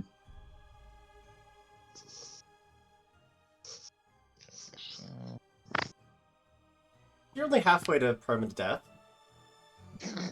Oh, that's chill. And then I would just like to move Just about 2 with my free movement. And I'm just gonna go with whack. I'm gonna throw like a wrench or something at it. Okay. Whack. Pops, so what is your max hit points normally? Max hit points normally is a 32. I am now down to 16. Yeah, defense 5 for the wrench throw. Oh, okay. This says, oh, okay, as an effect, deal 1 damage. Okay, let me just move Oh, all I of think this that stuff out just of the does way. a damage. Oh, well, it was a natural 20 anyway. Damn it. That's fine. I think that ability just does a point of damage. Yeah, I think so too. Mhm. Just one. The wrench just dings off the side of its metal helmet. Just that moment of ding, ow. Yeah. Alright. I think we just have Essen left. Or Essen, did you start us? Is this round 3? Yeah. I believe I started round 3. Okay. So we're into round 4 then. Which means you get your third party resolve point. Which means that some of you should definitely be looking into your limit breaks. And Moon, we need to know who your first one went to and who this one is going to. Well, the first one went to Monster Care Squad peeps, so It goes to 1. It's a personal resolve point. I'll say Lamosa get taken because Lamosa's got something else. My limit break isn't really relevant right now. So Lamosa, Okay. you gain a personal resolve point, Cool. and Moon is making that one a party resolve point. You now have Nice. 4 party resolve, Very nice. and you all get to go first. Does anybody have anything they want to do? I mean, I can just go ahead and like come back up and whack it. Not whack, not the actual action, but like. I would love to go if nobody is opposed. Go for it. Go for Yes. it. Please. Limit break. Question. Am I facing it and like what's behind it? Is it a building or is it just the empty space of the road? There's about 5 spaces of empty space, and then it hits a building. Beautiful. So I'm going to use my limit break, which is death sentence. So you see Essen's eyes kind of start to glow, and the ground around them kind of starts to crack and decay a little bit, and their skin starts to do the same thing. And their scythe lights up, and they kind of swing it around in super anime fashion, slam it down on the ground, and then kick it up and cut across. The soul of this creature, do not tell me it doesn't have a soul. We're going to say it does for the purposes of this. The soul of this creature is knocked back 4 spaces. The soul is intangible. It is an intangible, immobile summon placed by me. It takes no actions and lasts until the end of my next turn. While the soul is knocked out, the creature itself can still move, but the soul can be targeted as if it was the body, and all damage or effects are transferred to the body itself. The damage becomes divine. Abilities are able to target both the body and the soul of the foe, such as area of effects. They can target both of them. So you see Essen just swing their scythe across, and this sort of like ethereal image of the creature appears. I think back like 1 space past Lamosa, just outside of the building, and just stands and hovers there. So until the end of my next turn, you can attack the soul of it or the creature itself. That is If I had thought about this earlier, brutal. I'd have done it a lot earlier. brutal. But yeah, just sweeping the scythe across it, a enormous, like, armored knight would just pop out of the back. Very pristine armor, a lance held high with a banner just waving off of it, standing fully at attention, just this full like beacon of nobility. Well, I don't think this thing is long for this world. Oh, wait. That was a free action. So I still have my 2 actions, correct? Mm-hmm. Oh. Orton is right by me, and Lamosa. Could I get to be within range 4 of both Orton and Lamosa? Yes, you could. You'd have to move. I can do that. I'm going to toss a bless onto both of them. This thing An apple. is vigilant. What does that mean? Which means that when you move, It's he gonna even gets to bully make me? a strike. Yeah. Disrespectful. I was gonna say, the Vigilance. thing's soul pops out, and Pops just goes, Essen, I ever piss you off, remind me of this. When a foe attempts to break adjacency, you may deal fray damage to them and force them to save. On a failed save, they stop and cannot move further with the same effect or ability. So it's going to deal fray damage to you, which is 4. And then I need you to make a save. Oh, we're looking rough, guys. We are looking rough.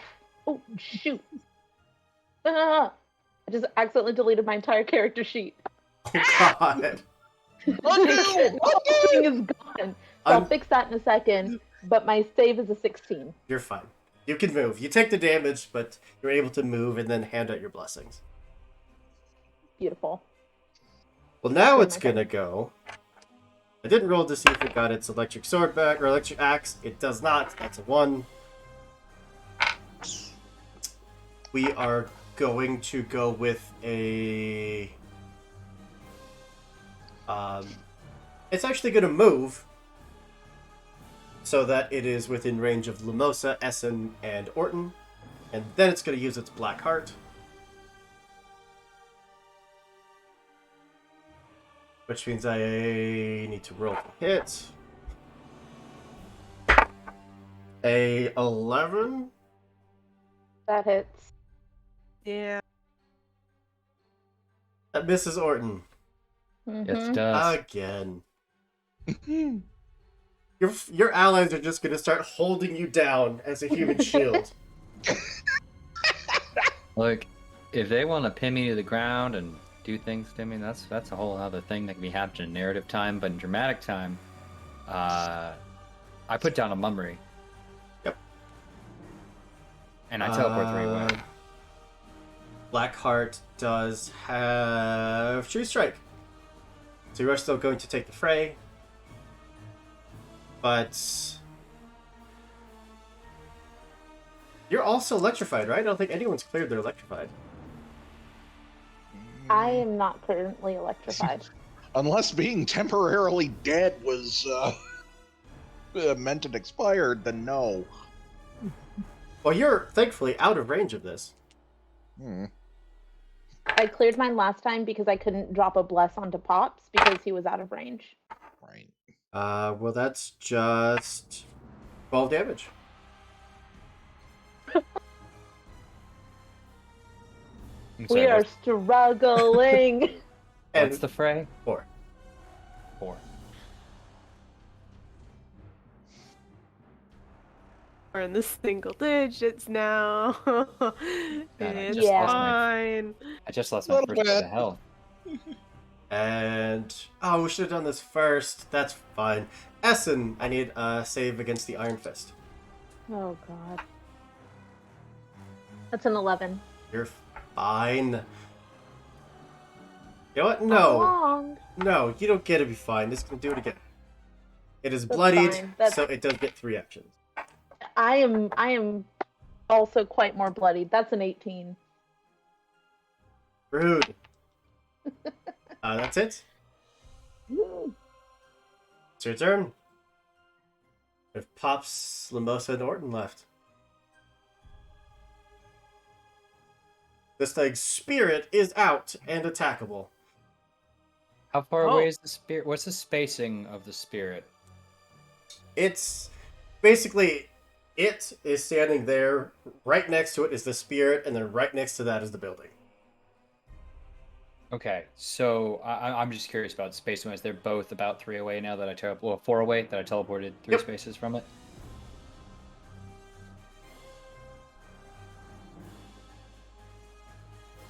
I could go and do a D10 damage to both of them. If they're both For it. within range 1. They are? Yeah. Assuming also the both status is applied to both of them. I believe it does, yeah. Okay. You now have 5 party resolve. I'm sorry, how much was your limit break, Essen? Mine was 3, but I still had my personal. So you're spending your personal, not the party. Yes. Okay, Yes. so, yeah, so I you did now have not touch 5 personal. party resolve. Mm-hmm. Okay. That does 5 damage to both. So 10, the 5 damage that is stopped by armor, and then 5 that is not, because it becomes Correct. divine. Correct. So that's 8 total. And I score finishing blow.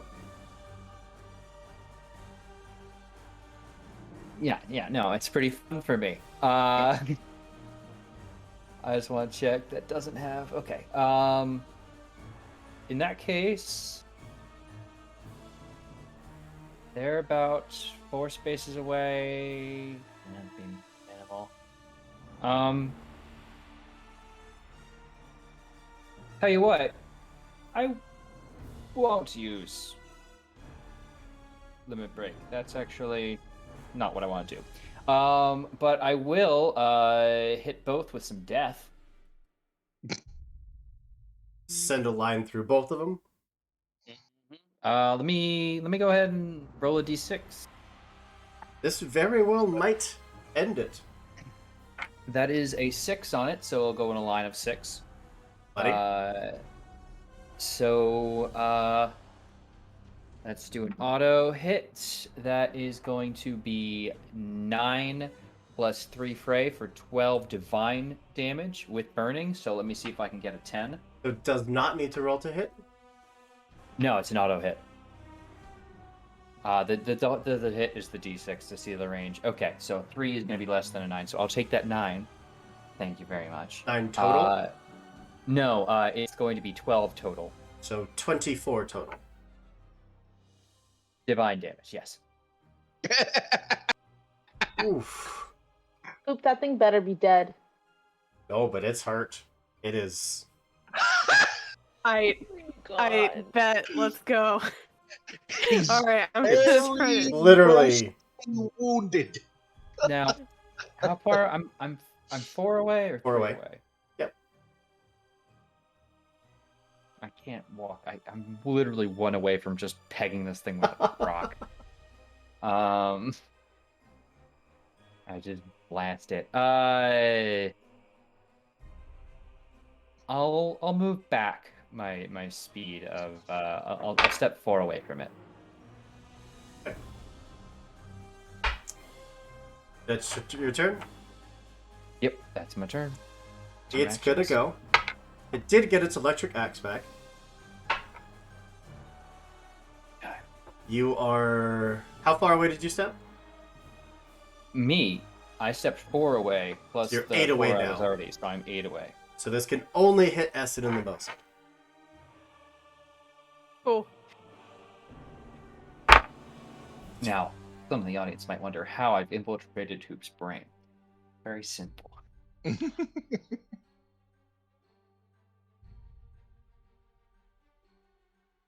Essen, you are dazed. It gets a boon per dazed, winded, or stunned creature within range.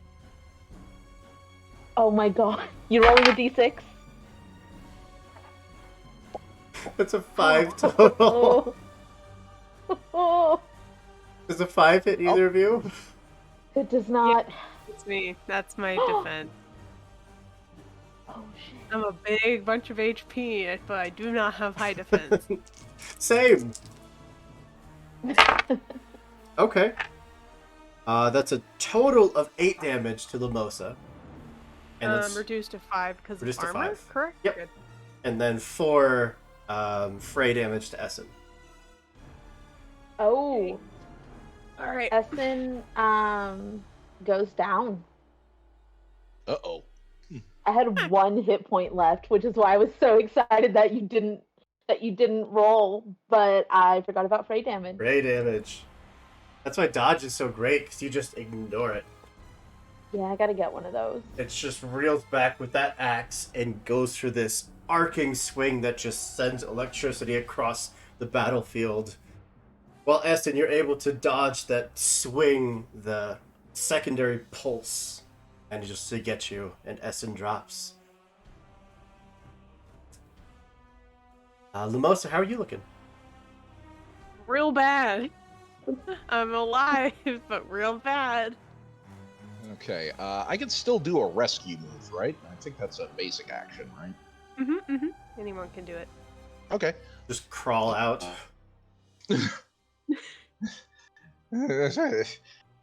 I ain't doing great, but I still know what I'm doing. I can.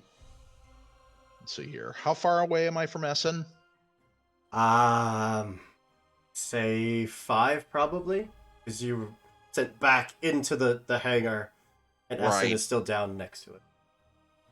Okay. Okay. I can move and dash and get Essen up. Yep. So that's move 4, dash 2, and then rescue on Essen. Yep. Essen, you have 1 wound, and you are back up to 75% max HP. Got it. Thank you. Alright. Thank So you how kindly. bad does this thing look? Very. I just did 24 damage to it. Yeah, I was like, I I don't hope know. it ain't looking I good. don't know how much it has left. I'm not sure if one attack is going to be enough. It is Or if- severely hurt.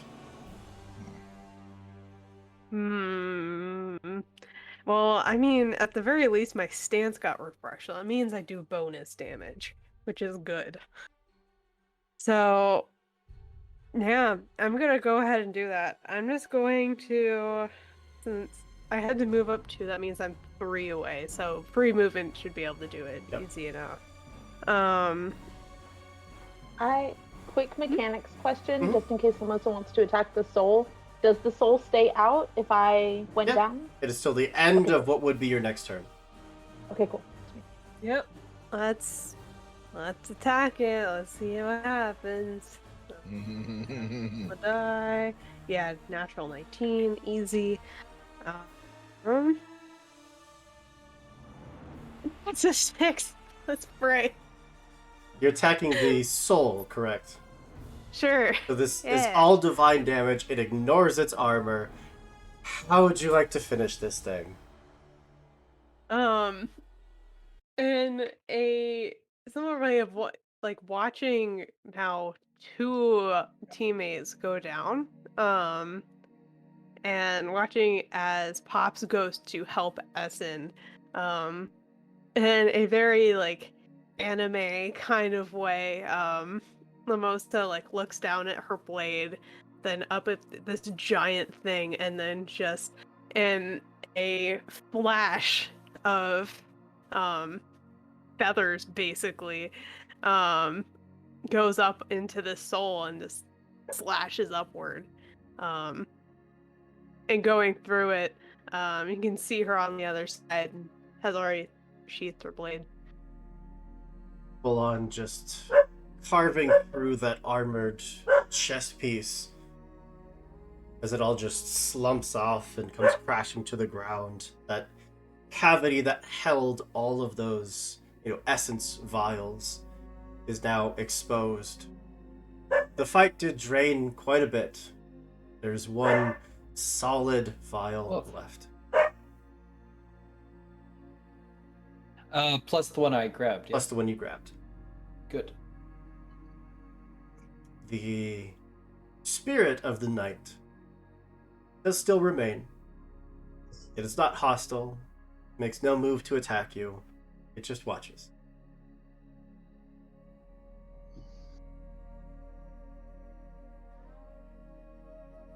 Would you like to grab the other vial?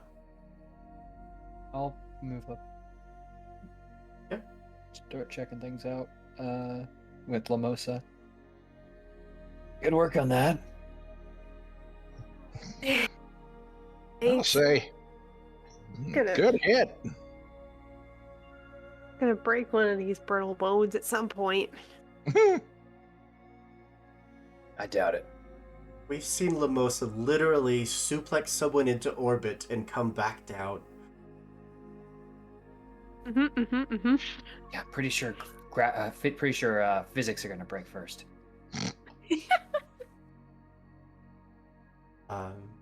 Yeah. Like to take the vial? Yeah. It just comes out with a pop. Wild stuff. I mean, got the one, that might help turnip, but this one, we can do a lot of stuff with this. Refined ether, maybe even. I'm just gonna own that one. I'm really sorry about that, guys. I didn't think that trying to bring back the little buddy would wake that thing up. I'm really sorry about that. Ain't nobody that knows anything about these old junk heaps. Pops the remains of the robot.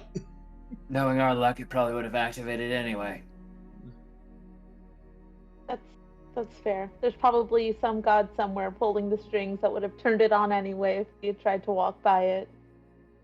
Better we took it down, and better you did a bang-up job of making sure we didn't mess it up. I've never done that before. I will use it a lot earlier next time. Especially since it was teleporting us so far. But I felt really cool doing it, so... Yeah, it looked great doing it. It was very cool. Can we hear the people working in the hangar? Are they still just chipping away at that? Definitely get there in a moment. Okay. Where is Turnip? Technically Pops was holding him. Pops, were you holding him the whole time, or did you set him down? No, I did. Yeah, Pop sort of set him down the second that things started going sour. The form of the night while you're having this conversation would have started slowly stepping off towards Turnip. Then kneel down and very much Thanos snap style just start to deteriorate into dust that all collects and then disappears into Turnip. Essen's gonna run over. It's still very low powered, but it does start to try to get to its feet very, very wobbly. Looks up at you with one big mechanical glass eye. Hello, little friend. Can you understand me? Starts to kind of stumble off to the side, lifts up one of those legs that doesn't quite fit, and does its best to try to salute with it. I'm so happy right now. Essen is going to pick it up as you would a child and kind of hold it out at arm's length, looking at it with pride. And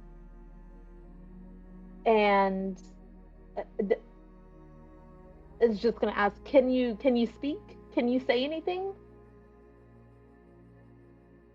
Kind of get like strained grinding of metal and hisses and pops.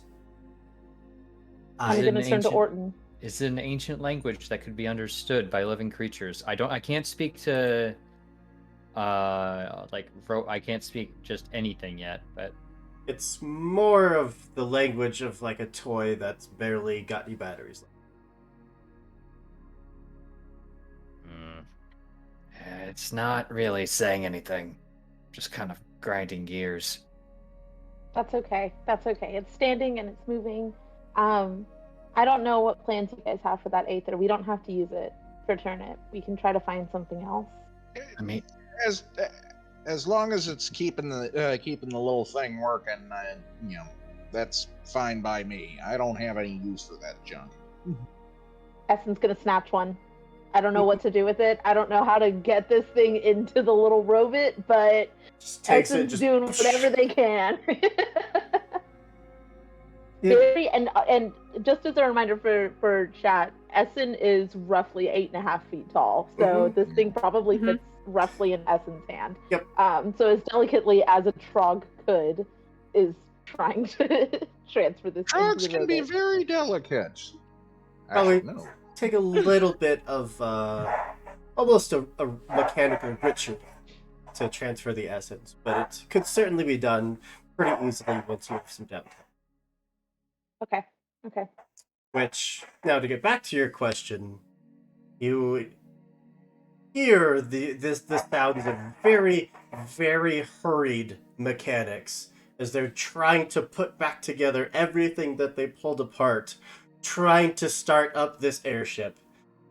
But that's where we're going to take a break, give everyone a chance to grab a drink, stretch your legs, strategize, whatever you got to do. Did you say airship? I did. Orton hasn't seen it yet, but Pops and Lamosa have. We'll come back in just a minute. See you soon. And welcome back. Where we left off, we had finished a grueling fight with one of the Guardians left. That basically time forgot. The magics were left to sit here and fester and go mad. But you prevailed with a few new battle scars. Two of you had been knocked into a hangar where you saw a bunch of scavengers doing something to an airship. And seeing you, they seem to have doubled their efforts.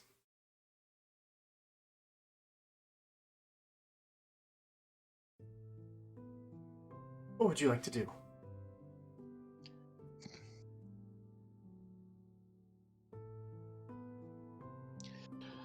Pops is gonna head in, crack his knuckles, and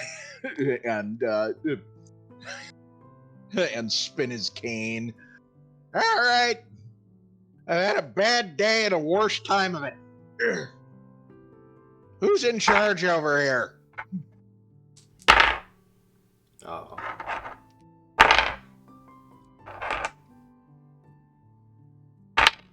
No. They were close. I was rolling to see how far they could get in their clock. But no dice. The moment that any of you start walking up the steps, they just start trying to pack whatever tools are immediately within reach, and then just headed for the back door. Hey! Would you like to do anything? Just want to talk. What the hell were they working? Airship! Airship! Yes! Yes! Yeah, Pops, you could certainly command, you could try to charm. Let's try a command. So I've got 2 in that. Go for it. Best is a 5. Beautiful. A handful of them would kind of slow, debating between continuing to run from the individuals that just took out that executioner, and eventually deciding to come to a stop, while about half of them do just continue bolting. Looking back at all of you now with absolute fear in their eyes.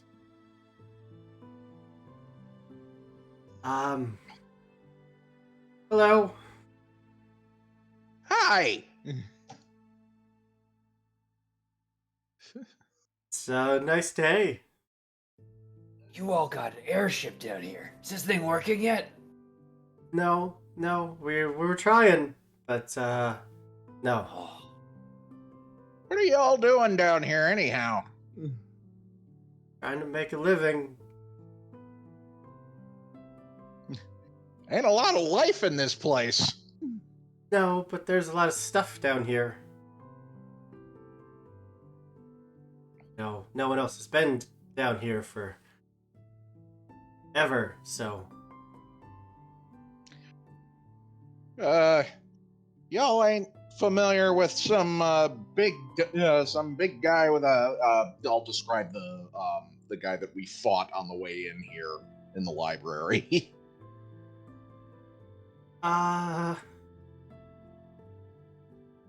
Yeah.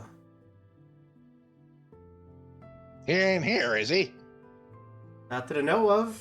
Pretty sure he's still up commanding everything from above ground. We're just a scout team. That's it. Scout team that seems pretty handy with some tools. You think you guys could get this up and running? You gonna kill us? We might. Oh.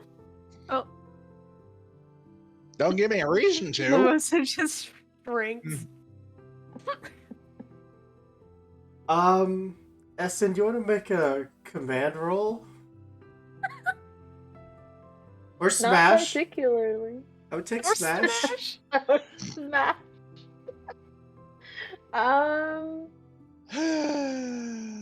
Yeah, I mean, neither one of these is going to be super grand. For dramatic effect, Essen is all of the like flowers and bugs and things that kind of are constantly circling them as a harvester. They're kind of making everything starting to decay and fall away to ash, just to kind of add a little spice to what's going on. Oh, but that's a critical fail. The lowest one is a 1. I'm gonna push because I got those stresses back. And I want this to work because it's really cool. So now I just take the new roll, correct? Yeah. A 4. The three of them that decided to stop looking between each other. Yeah, we'd love to. That sounds great. All right. Well, I guess let's get this thing up and running. Get out of here. They would kind of return to the ports where they had been working, and with renewed vigor, make another attempt. 4. For the first little chunk of time, they seem to be making a little bit of progress, but not a ton. Can I give them a command roll just to help them along? Yeah? Do you want to spend stress? What? Sorry? You want to spend a stress? Yeah, Basically I to can do aid that. them. Mhm. Or it's 5. Just like looking over their shoulders, how would you like to assist them? He's actually going to start checking over everything, and he will like go over this with them as like extremely disciplined. Like none of you have ever seen Pops act like this. He is walking around like an officer.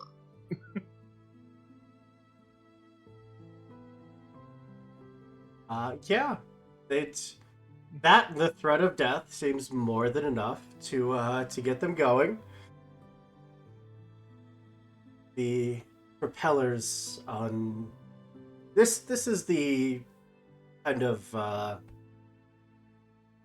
guess you could technically call it an undercarriage. There are, extendable parts that would reach up and would hit the underside of the balloon that would inflate and then would lift this thing up out of the hangar. The balloon should be tucked inside. A release mechanism would start the fires that would fill it with hot air and would get you your initial buoyancy before the rest of the machinery would kick in. Assuming that that's all working, it seems to be functional. Essen's gonna walk over to Orton and just kind of nudge him a little bit. Looks like we got an airship. I know. Yeah, don't let it go to your head. I'm gonna let it go to the skies, and I immediately begin jumping up to the bow. Command deck. Yeah, just think of it, kid. Give it a little time, you'll actually have your head in the clouds. And you'll be right there with me, old man. So the casing that you're currently standing in almost looks like a submarine. There's, metal frame that connects around in almost this tube-like fashion. The mechanics, after seeing you hop in, just... So we're good? Essen is going to nudge them toward the airship with their scythe. Unless you guys want a change of employer. I don't think Essen is giving them much of a choice. Look, I just think it'd be smart to keep them around until this thing is off the ground. We can hover it, 6 inches, and then we can push them off. They'll land fine. It'll be fine. I just want to make sure we actually get somewhere, and these people seem to know what they're doing better than the rest of us when it comes to this mechanical stuff. All right, we're going. No need for a scythe. While they were working on it, Mhm. did there happen to be anything around the shop that may or may not coincidentally looked like an elixir? An elixir? I would really love some things that might help us outside of combat to heal up a little bit. You can probably camp on that as we're flying. Mm-hmm. Yeah. Yeah, or if we could camp. Yeah, I mean, you Would could... not be opposed. Yeah.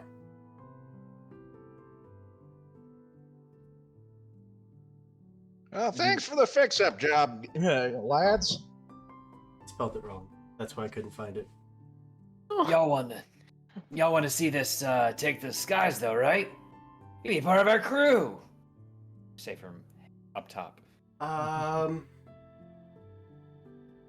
Yeah. Just, we don't really know anything about you. We kind of have an employer that will hunt us down and kill us if we desert. Well, they'll Doesn't probably hunt sound like us it. down too. Can they Yeah, fly? doesn't sound like a very nice boss. Oh, no, I don't think they can fly. Then easy. We fly away on the airship, and then you don't have to worry about it. All right. I mean, that's if you want to. We're Yeah, giving you the choice is yours. opportunity to work with somebody else. It's kind of just a resigned neutrality. Like, they can see the appeal of having a different boss, but they also kind of want to see what you are actually like before they make a decision. And that's entirely fair. Look, We'll fly you to a major city. From there, you can either say you are hostages or part of our crew. Sound Do good? I have a sense of how much any of the books that we found downstairs, like how much they might go for? I don't think... Is Essen much of, like, an antiques dealer?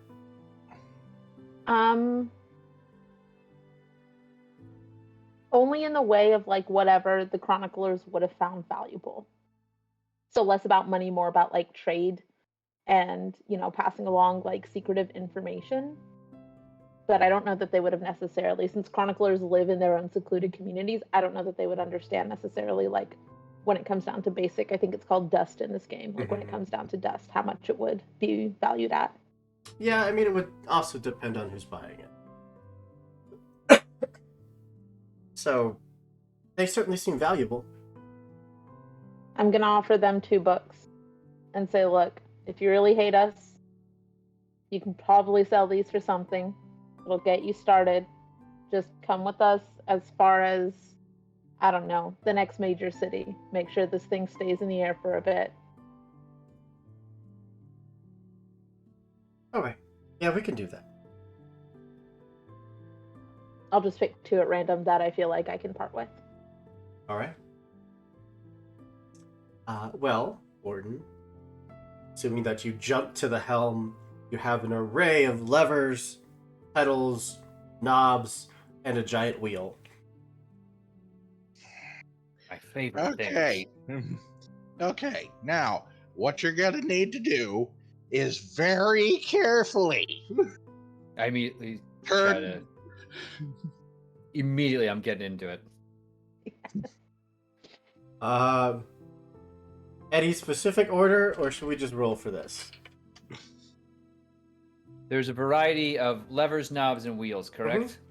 Do we have the sky? And or pedals. Did we say we're kind of... And pedals, true. The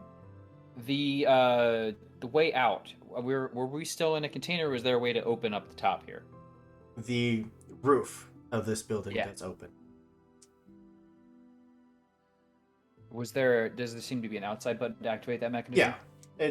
A few moments of searching, and you'd see the series of pulleys that would cause the big ol' like metal encasing like roof doors to just, which they do so under great protest and would rain down quite a bit of rocks and rubble.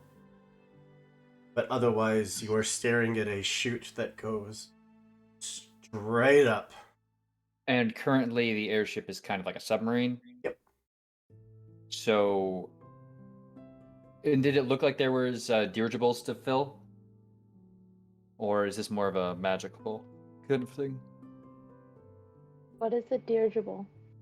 Flotation. You can put them on either side of a boat to keep them up, Okay. but also airships, put them on top to pull them up into the sky.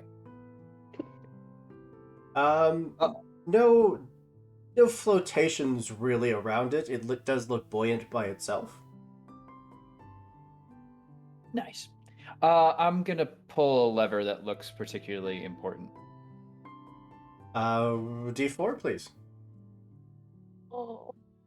Oh boy. Here I go, hurting everyone again. 3. 3. That would be like 2 braziers up near kind of the front and back of the submarine-like thing just ignite. They're just 2 beacons of flame. There's nothing above them at the moment to heat, but they're going. Okay, I switch those off and go for a different one. Let's go one more D4. Okay. If there's one like to the left of that, I'd like to try and get that one. That's a 4.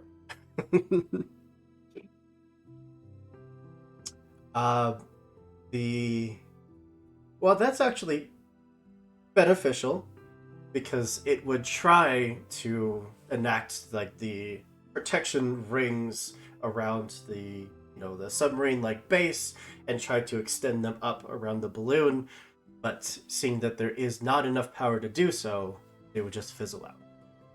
Okay, I have a plan. Seeing kind of figuring out the process, yeah? Mhm. I'm going to go 2 to the left from the one I started on, to the right rather, and pull that one first. It is There's also like a series of switches. does seem to be out of gas. Damn it! Come on! Can someone go throw the aether we got into this thing? Yeah, I can do that. That was actually the problem we were running into. We just didn't have any. And you knocked out the big construct thing and didn't even think to pillage a little bit of it. We stunned it. We ran. No. Fair. It's It beat us so up a whole bunch too. You just had to get in there a little bit while it was stunned. It's really easy. Can you dislocate your shoulder?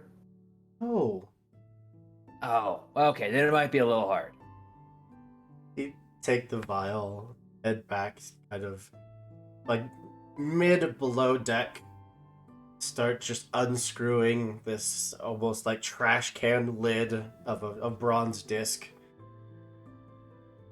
Take that vial of aether and just slide it into place, and then put the trash can lid back on. All right. First lever. The ship would start to hum life.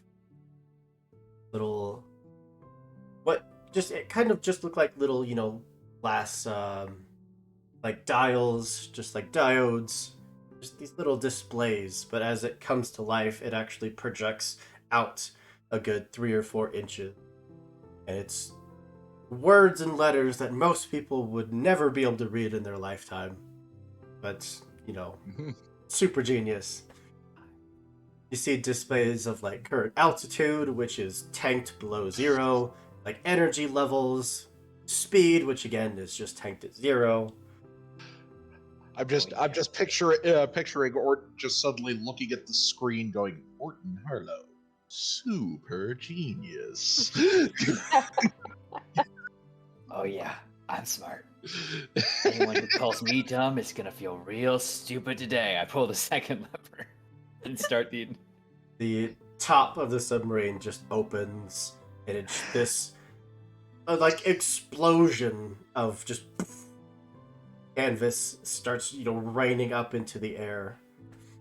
Pull third lever. Get those lights going.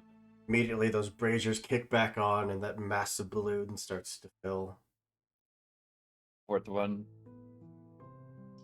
Arcane rings surround your submarine-like carrier, causing just this kind of like static pop almost, where the air inside remains breathable, temperate, despite whatever you're flying through, and it even starts to form around that giant bloom in almost this protective film. Ladies and gentlemen, if you could please reach your seats, we are going to take off.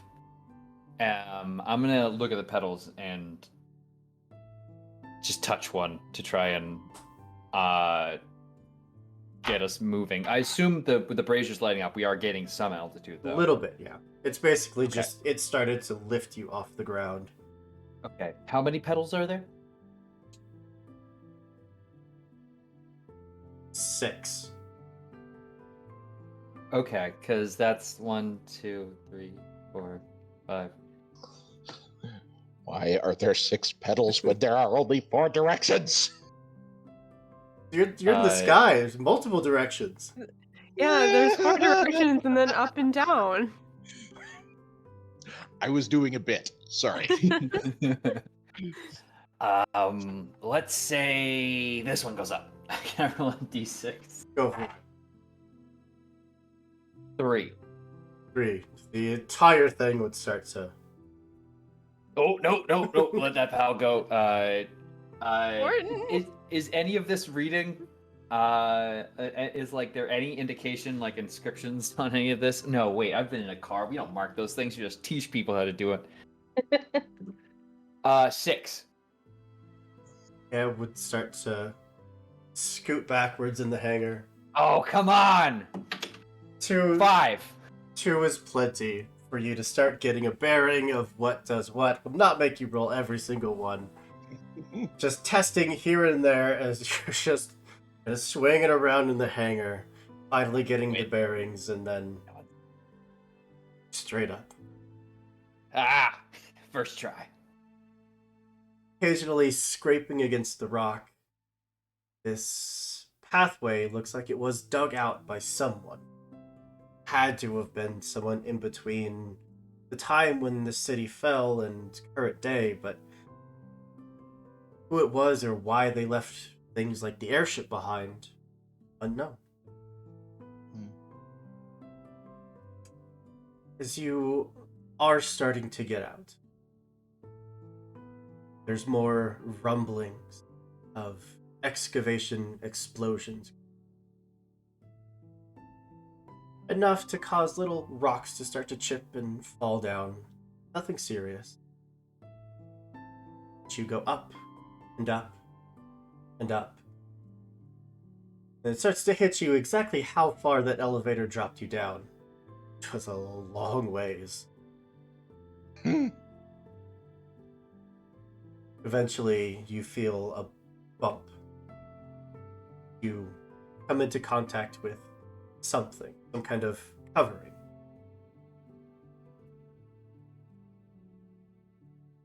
Be a door. Can someone check outside, maybe? Maybe there's Outside, another button or something. your 3 assistant engineers are just looking at each other, looking around. Outside what? They're Kind of look over at Orton. Yeah, maybe somebody should get out and push. There's a door. Maybe there's a button to open up the top of the door. Come on. There was a button, levers for the other one. Come on. You think maybe the button and lever for this one might be next to the button and levers for the other one? Back down below? No. What? Maybe. anyone that would like to look around, you are welcome to do so. I would love to. Yeah. Because chances are I might have to fly wherever that is. I'll try a was a- study.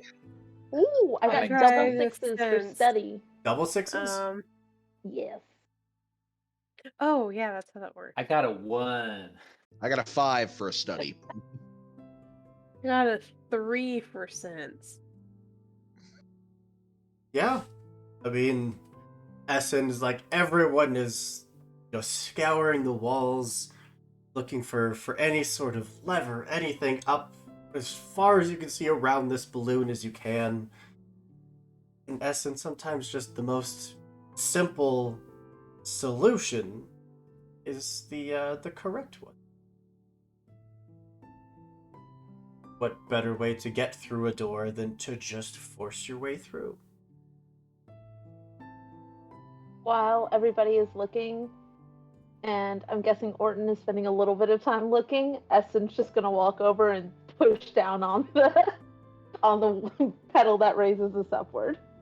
Could I add a caveat? He's like looking at all the remote, like the stuff here, and he has his foot on the elevation pedal, and you just press down on top of his foot. What? What are you doing? Oh, oh, never mind. We're not crashing. Sorry. That is the up pedal. It lowered a bit, just kind of slowly sinking as you've been looking, and the braziers just flare, this time with this almost blue light. It's so hot, and the arcane sigils just spark to life, causing all of you to suddenly have to grab onto railing, just hold on to something, as you just... At first, it just feels like you sunk into the door, and then continuing to rise, it finally does push through. And for the first time in a while, we're seeing natural daylight.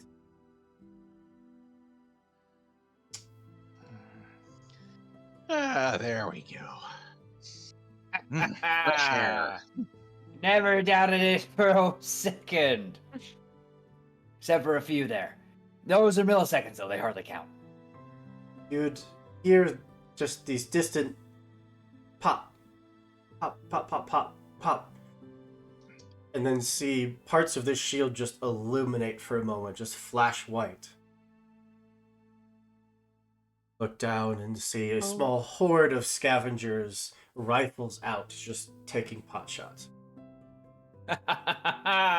Sucks to be you, groundwalkers.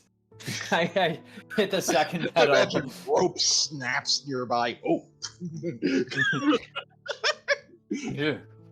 I hit the pedal to go forward as we get some more elevation up. I'm gonna say that you have evasion 20 right now. I'm just gonna Nice. roll a few attacks. No, 14, 12. Natural 1. 7. 11. Last one. No. 18, it was close. They just ping off of the metal case, off of the arcane shields. Able to turn and just float away. A sight that's short of Lamosa, probably none of you have really seen.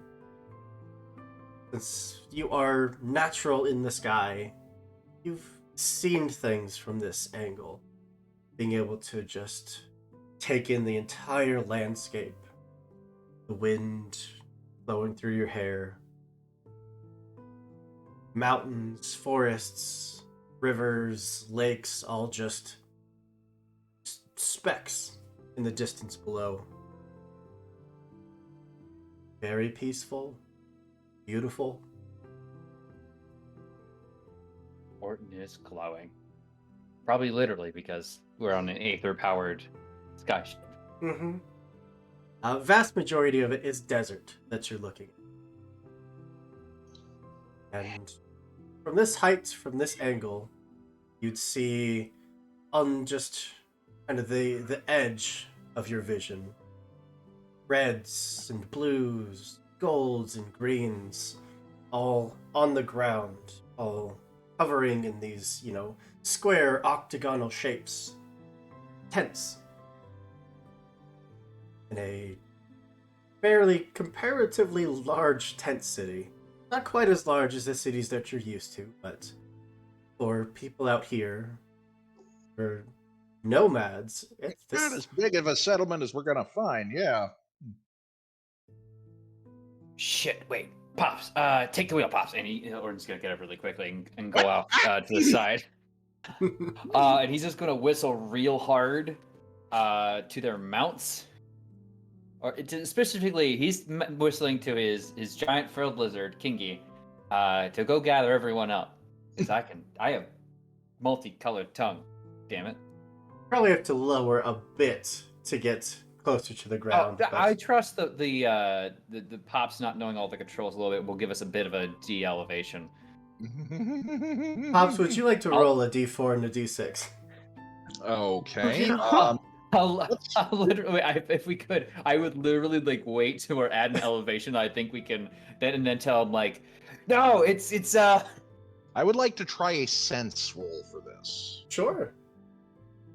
Ooh, if he gets it, that's some questions for later. There's a 6.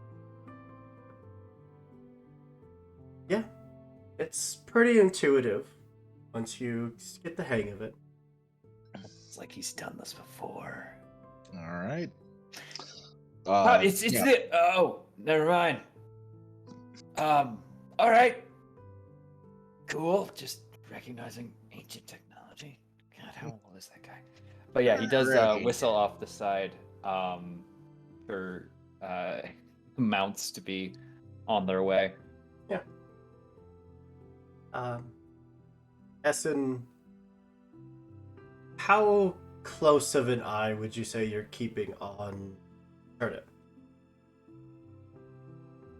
So in my head, I've actually been acting this out the whole time in my head. In my head, when we went into the hangar, Essen had fashioned Turnip into a tiny backpack so that their hands were free. And then because we were rising into the sky and there was this great big world, Essen probably assumed that Turnip had never seen something before, so it's probably either, has probably picked Turnip up like you would a small child to show Turnip the world that he has never seen before. I've been thinking about this the whole time. Unfortunately, not overly appreciative of the view. He would try to kind of wiggle and get out of your hand. Does he seem to be going toward is he just wiggling just to get away? He seems to want to head towards that engine room. Also, hello, Neon Lights Roleplay. Thank you for the raid. We're playing some Icon. Essen would probably hold, for those just joining, Essen has a little robot named Turnip, and the Turnip seems to know where he wants to go. Essen would pointedly step away from the edge because I'm very afraid that Turnip will try to go over the edge and place Turnip down.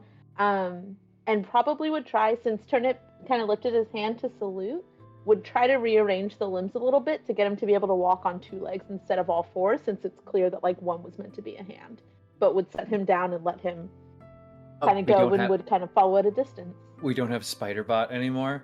We don't have Aw. Spider-Bot. He's a It's- little toy soldier it. now. It's Oh, three. okay, it's that's still cute. It's three like tops stacked on top of each other.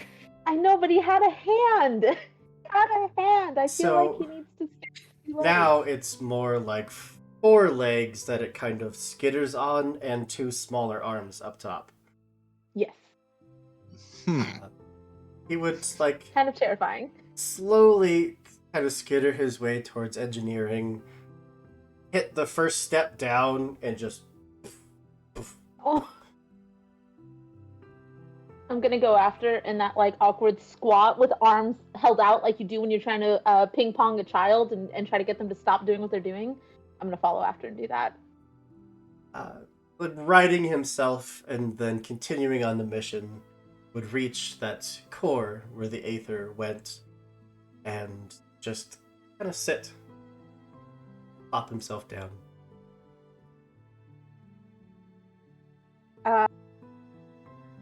Go back up. Hey, Pops or Orton, can somebody who knows a little bit more about Aether come down here real quick? I'm a little busy at the moment. Pops, you want me to take over? I will take over. Gladly, happily, absolutely, assuredly. Fine, here. Oh, good. Wait, not before you get up. Never mind. I believe in you. I'll go help Essen with their thing. What? You're doing great. I already think you're a natural. I have questions. I think you've done this before. Really?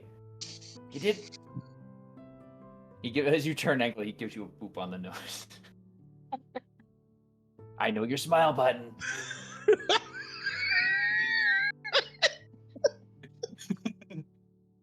See, there it is, and he's gone.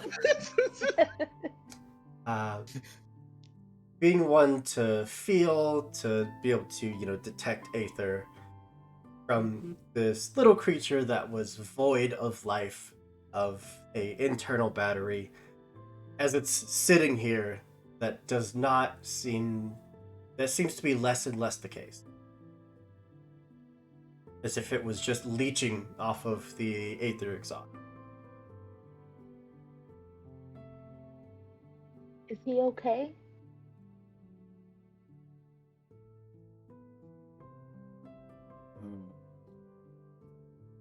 I squat. Like, specifically, I do not kneel down. I don't think Orton has the capacity to kneel. He just kind of Slav squats. And if it can speak in the ancient tongue that we've been interacting with, I have color tongue, and I'd like to try and ask it. You doing all right, buddy? In the common tongue, very broken, but using the little bits of speech that it's been able to pick up from you all. Turnip. Okay.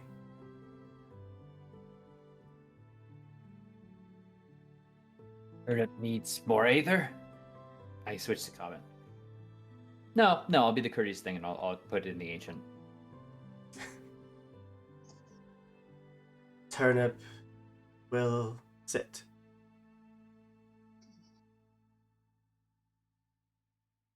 Now I'll be all right. Yes.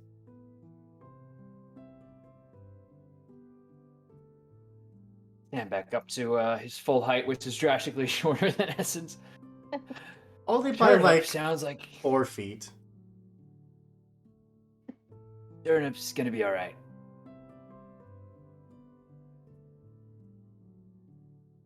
I heard him talk. What's happening? Turnip's gonna sit. Turnip sounds like he's on low battery and might need the Acer fumes to charge up or get acquainted with things. Okay. And Essen is going to sit next to Turnip. You're welcome. The like 1 foot tall turnip and the 8 foot tall Essen just next to each other. As Orton is walking away, Essen Oh. does turn over their shoulder and say, "Thanks, Orton." No, don't even begin to mention it. I did it out of the kindness of my heart. Okay, Orton, you suck. He's gonna turn Oh, back. you hate me too much. I see right through it. Orton, I believe this has been your first time down here. Yes. There are consoles and levers and pedals and knobs currently not in use. Oh my gosh. My good. Well, he gets the stairs and like holds it. Actually, I'm not gonna go upstairs and pilot this excellent piece of technology again, even though every fiber in my body is telling me to do that. Because every other fiber in my body that's not those fibers in my body is telling me I need to look at those buttons. Now, if you'd like to look at those buttons as well, I think that'd be a fun dual activity we could do together. Can you However. tell what the buttons say? At the moment, they're just dull. All right. Jordan's not gonna say anything, he's just gonna kind of look at him. Up on the deck, Pops is just looking over at Lamosa, going, "You hear that?" Yeah, it sounds like trouble. No. It's like, "You hear that? Silence." That That's a means trouble. That sounds like trouble. Because like I just imagine with each like sway of like control being taken or of, like whatever change in the ship, Lamosa's just been like sliding across the screen in the background and sliding on the other side. It's just been kind of rolling with it. The only one who doesn't have to worry about being tossed overboard. Yeah. True. I'd say with a few moments of tinkering, Orton, you'd see that a lot of what's down here is going to require some more intense repairs. But you are seeing what looks like a weaponry console. What looks like a remote piloting station for some smaller aircraft. Yeah. And possibly even a short-range teleportation?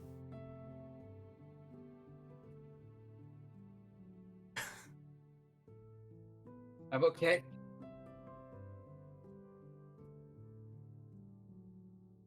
Are you sharing this with Essen? I don't know, is Essen hanging out? Essen's definitely hanging out. Keeping one eye on Turnip, but is definitely hanging out. Absolutely. Then. As a fellow Mhm. archivist of sorts, I'm an archivist myself, you know. Some would call me a chronicler if I didn't have a different skill set. If you say so, Orton. I'm just saying, you know, we're not so different, you and I. Okay, that's pushing it a little bit. Anyway, Turners and We can- chroniclers. I mean, really, what's the difference? We both like ancient Orton. ruins and. some of us are tasked with maintaining very, very important histories, and some of us are tasked with collecting what we find interesting.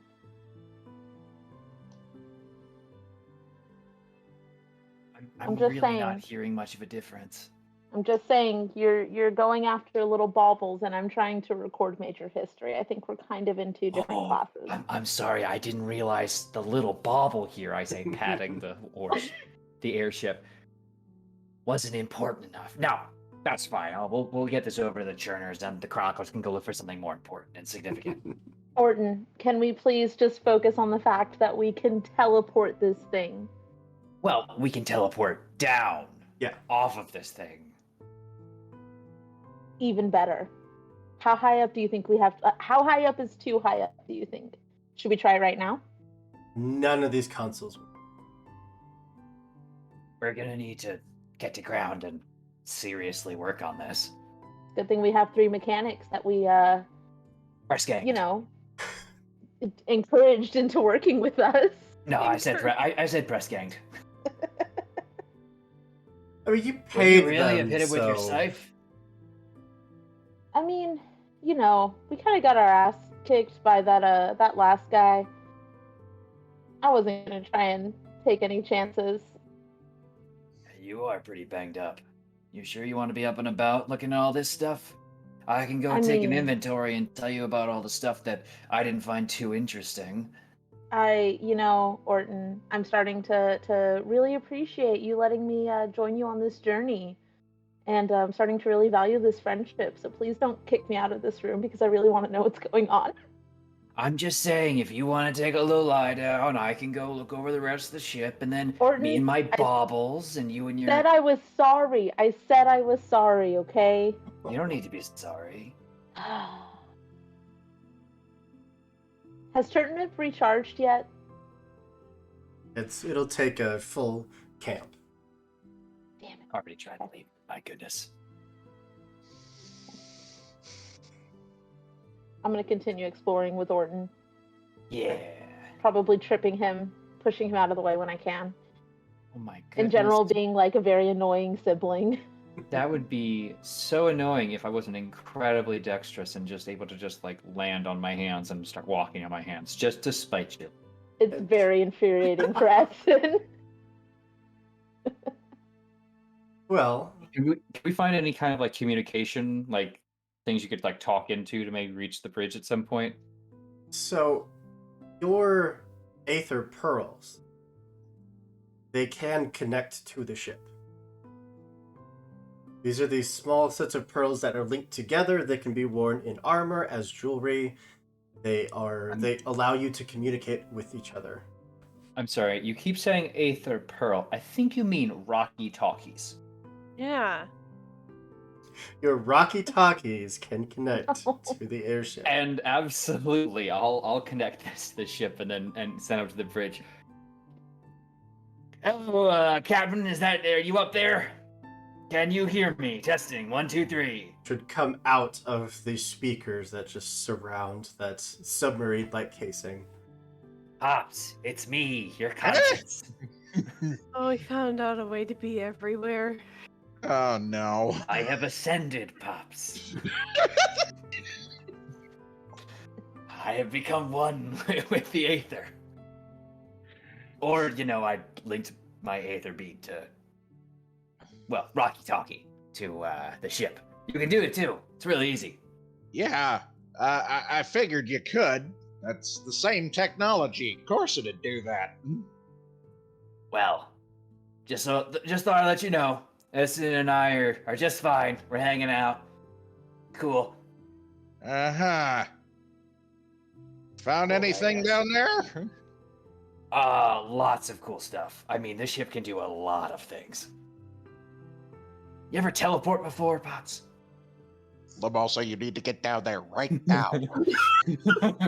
I mean, it's broken, but maybe we can fix it. Just takes one listen, takes one look at Pops, takes one look at the hallway, and just meet me. Just runs down there.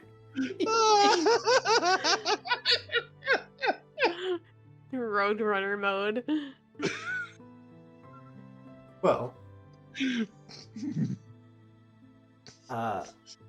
assuming that you already lowered yourselves to pick up the mounts, they would kind of just be walking around on deck. To give you kind of a perspective, this submarine-like vessel does have 2 floors. It has the main floor that you've all been on. It has that in-between of engineering, and then the floor below that, which is meant for like storage and bunks and things like that. But total, it's probably around 40 feet long. The balloon being closer to 80 from front to back.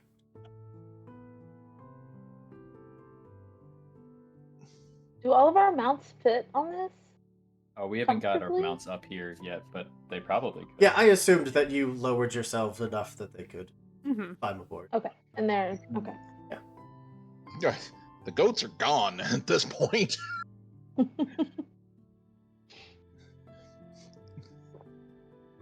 But yeah, Lamosa, you'd see the trio of them just exploring this small engineering space, which Essen probably had to duck down to even get into.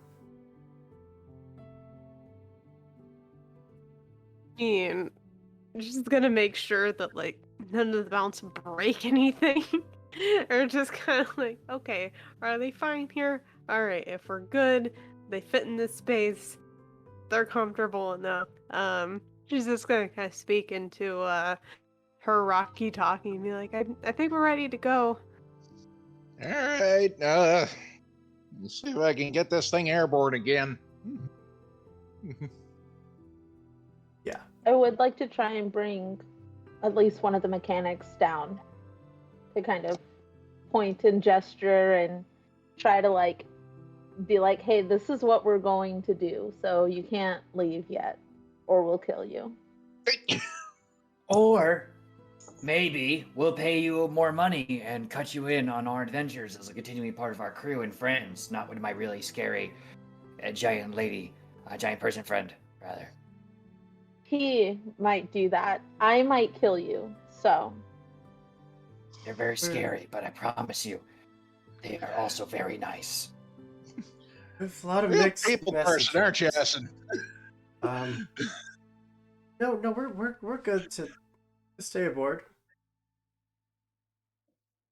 So you try to kill us, then we might try to run away. Understandable. I said, why are you so mean? Look, I thought it was our special thing that you're only mean to me. My goodness, you're only mean to everybody? I would never try to kill you, though, Orton, okay? You are special. Thank you.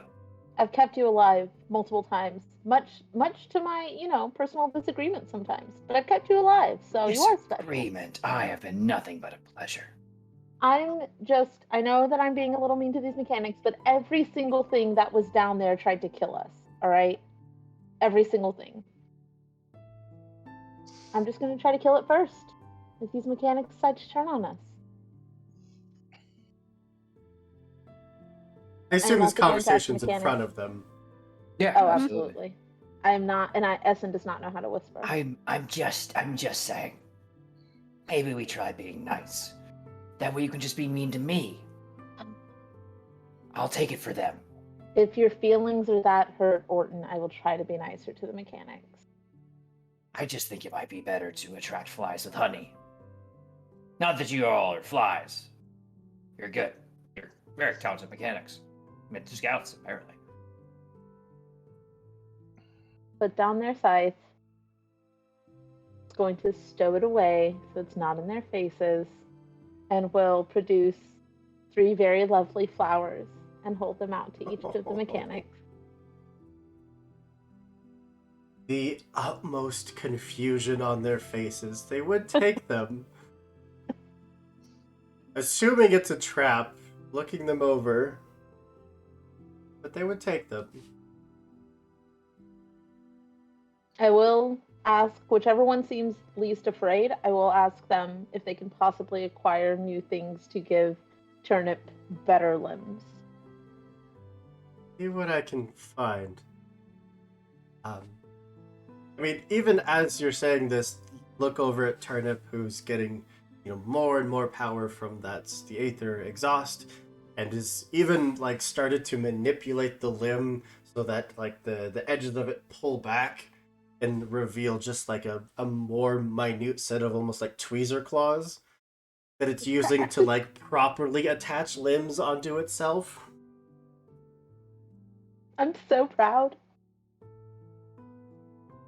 It's a very basic piece of machinery, but it does its job.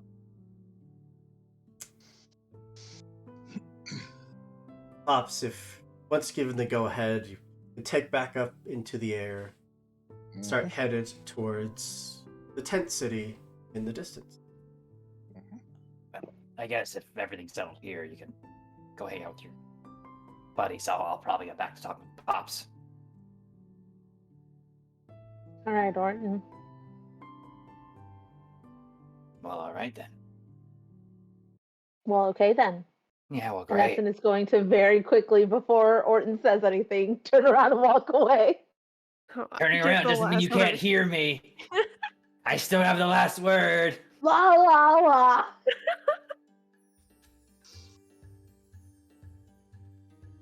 Chroniclers, every time. Are you landing on the outskirts of the city?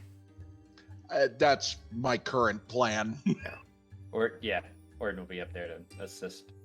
You'd be greeted by about a dozen individuals, all those long protective outfits that shield them from the sun, basically from head to toe. Beautiful colors, just stretches of vibrant purples and golds that none of that can be natural.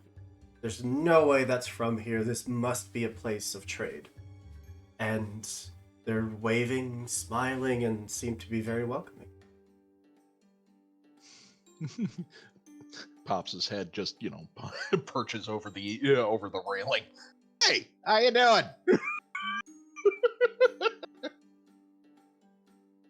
Welcome. Have to park wherever you would like. You can see airships are not exactly a common visitor.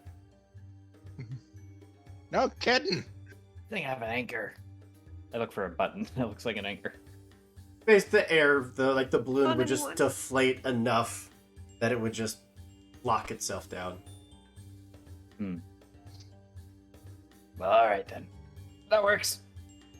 I don't think we're going anywhere, everybody. Time to disembark. Well, we're gonna get to, digging around, see if we can get some of these consoles working. I'll stay on board the ship. We're not Make gonna sure- steal it. I know. I ain't got nothing to trade. All of my goods ended up at the bottom of that ravine. Well, that's if you tried to leave, Speaking of- Kingy would eat you. I'm gonna head around and try and see if there's anything resembling a bunk around here so I can take a nap. Yeesh. There. Speaking of, is there anything that maybe we should keep on the lookout for that can help you all fix the ship at all? I mean, tools are always good. Spare parts, if they got anything like that, but I guess you never know.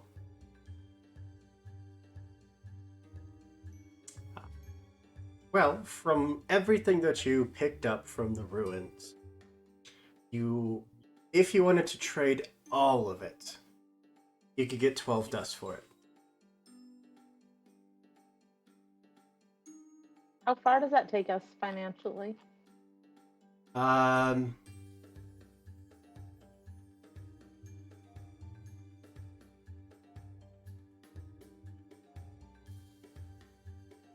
completing extra tasks or missions during expeditions will usually yield 1 or 2 dust. Finishing major expedition or quest lines would usually yield about 3 dust. Okay. Per player. By 12. All right. Weird addition, but characters can't personally carry more than 8 dust on you. Mm-hmm. You can spend it by upgrading a relic that you have, which you're all about to have relics, because you're all about to hit level 2, which costs you 6 per level. You can buy camp upgrades, usually cost between 3 and 6. You can use it to buy benefits for your camp, or you can use it to increase ticks on ambitions or burdens, which I don't think it. Okay.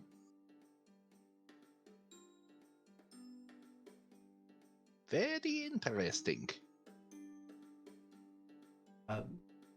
Essen, you do have a trophy, which is Turnip. What does that mean? Turnip basically has extra abilities that will be granted to you. Yes! So happy. Yes, turnip. If you want to look at camp upgrade, looking at page 220. Thank you. And I certainly won't make you make any of these decisions on air. We'll give you all some time in between games to figure out what you want to do, how many of these books you want to hang on to, how much you are willing to trade for dust, or if you want to trade it for other things. But that is where we're going to bring this session to a close. Thank you all so much for being here, for fighting these ridiculous monsters that I get to use. Thank you everyone for watching. We literally can't do this without you, so from the bottom of my heart and everyone at the Lost Caravan, we heckin' love you. Real quick before I let all of these wonderful people tell you who they are and their projects, our casting call for January is out. We are having a charity event for basically the back half of the month. It is going to support the Trevor Project, a fantastic organization that helps at-risk LGBTQ youth. They are amazing. They're just so great. They do so many great things. I think they're one of, if not the largest organization of their kind in the country, which is incredible. Yeah. But yeah, if you want to join us in January, you can fill out the casting call, which you can either find on our Twitter or in our Discord. The link is down below, that big old button that says Discord. It's where we hang out, post things like casting calls, schedules, cat pictures, food pictures, and just generally be giant nerds. All right, enough out of me. Pass it on over. Let them tell you who they are, and if you're working on anything people can check out, where they can find it. Starting in reverse order with Heck. Hey everybody, it's me, Sir Heckalot. You know, it can't get stolen from me this time because I'm first. Tonight I played Lamosa the Colossus Lorito, which is always, it's a lot of fun revisiting this character. She's cool. You can find me on all the social medias at Sir Heckalot, including Twitch, Twitter, Itch, Instagram, basically anywhere that is mostly common social media you can find me. It's usually the best place to figure out where I'll be next in the TTRPG space because I'm largely wrapping up for 2022. The only things I have for the rest of the year are the next episodes of 2 series here, Through the Breach, as well as what you just saw. We'll be back for next episode in 2 weeks. After that, though, 23 has a whole lot in store. Revisiting the D&D campaigns I'm a part of. All Hail the Queen, as well as Cold Hands Warm Hearts over on Neon Lights.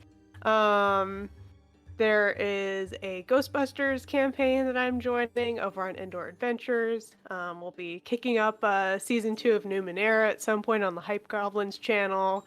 Lots of stuff in the works, so definitely keep your eyes peeled, as well as any of the graphic design stuff I do for mostly Eldritch Osiris games at the moment. So with our good friend James, so always check it out. It's good stuff. And the last thing I'm gonna plug is my very good friend Kohlrabi is doing a stream on Friday on his own channel for 8 hours long.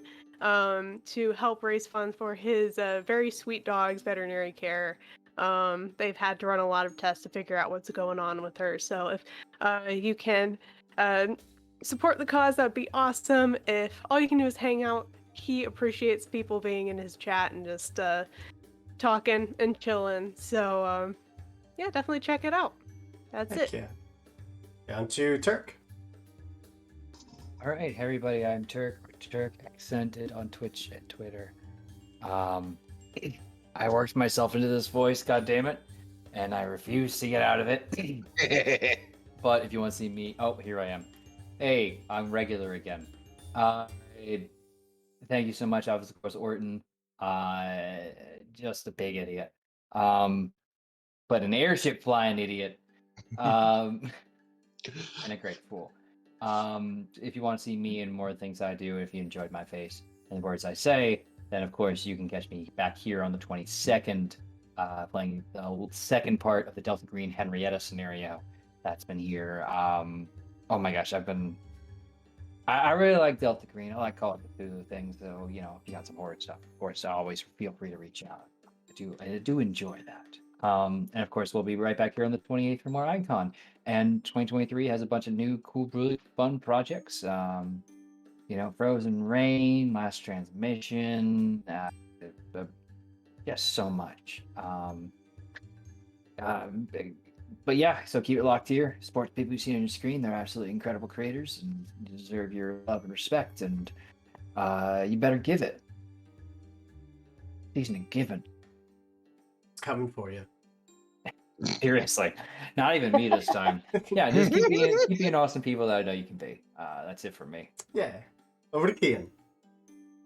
Hello, everyone. I'm Kian. You can find me on Twitter at uptight_chiffon.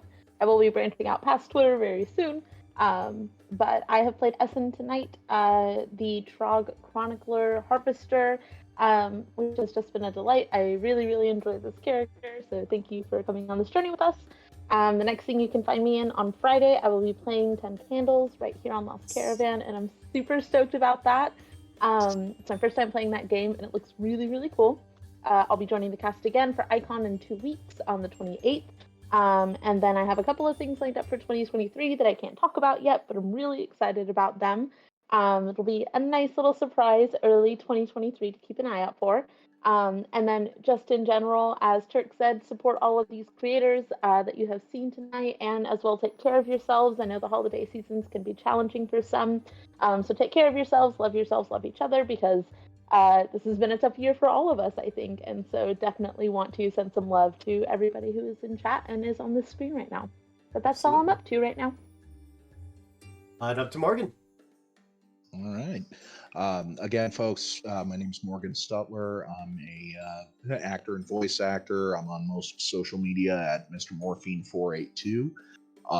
If you'd like to check us out, coming up on Friday, I will be on twitch.tv/precarious for our weekly Level Up 5e game called Mists of Makani. We actually are just recently sponsored by the creators of Level Up 5e, Ian. Let's see. EN Industries, I believe it is. Cool. But yes, they are very graciously sponsoring us, even as I butcher their company name. But like I said, it's been a great run so far. We are we are almost to the point of having reached one of our major goals, and we're looking forward to continuing things this time around. Other than that, though, I will be mostly on there or on here. As the holidays come along, obviously, be good to one another. Talk to your friends. Talk to your friends. Be honest with them. Be honest with yourself. 100%. I guess that just leaves me. I am Andrew, your Games Master for the evening, and for most evenings around here, although especially come January, you're going to see a bunch of very cool content creators here behind the GM seat, because we're going to have an entire week of guest GMs running some very cool games that I'm so excited to see. I'll still be in the background doing tech, but for the most part, I'm just handing the reins over and letting these amazing people tell their stories. Like I said, come join us. We would love to have you in our Discord, even if you don't want to roll dice with us, even if you just want a place to hang out with a bunch of nerds. There's amazing people at that server, just incredibly nice, incredibly supportive. So come hang out. But Ashen Rabbit is live right now, so I am going to throw Raid over there. Hopefully I spelled that correctly. I did. You did. And yeah, I guess other than that, as always, be good people, do good things. See you next time. Bye.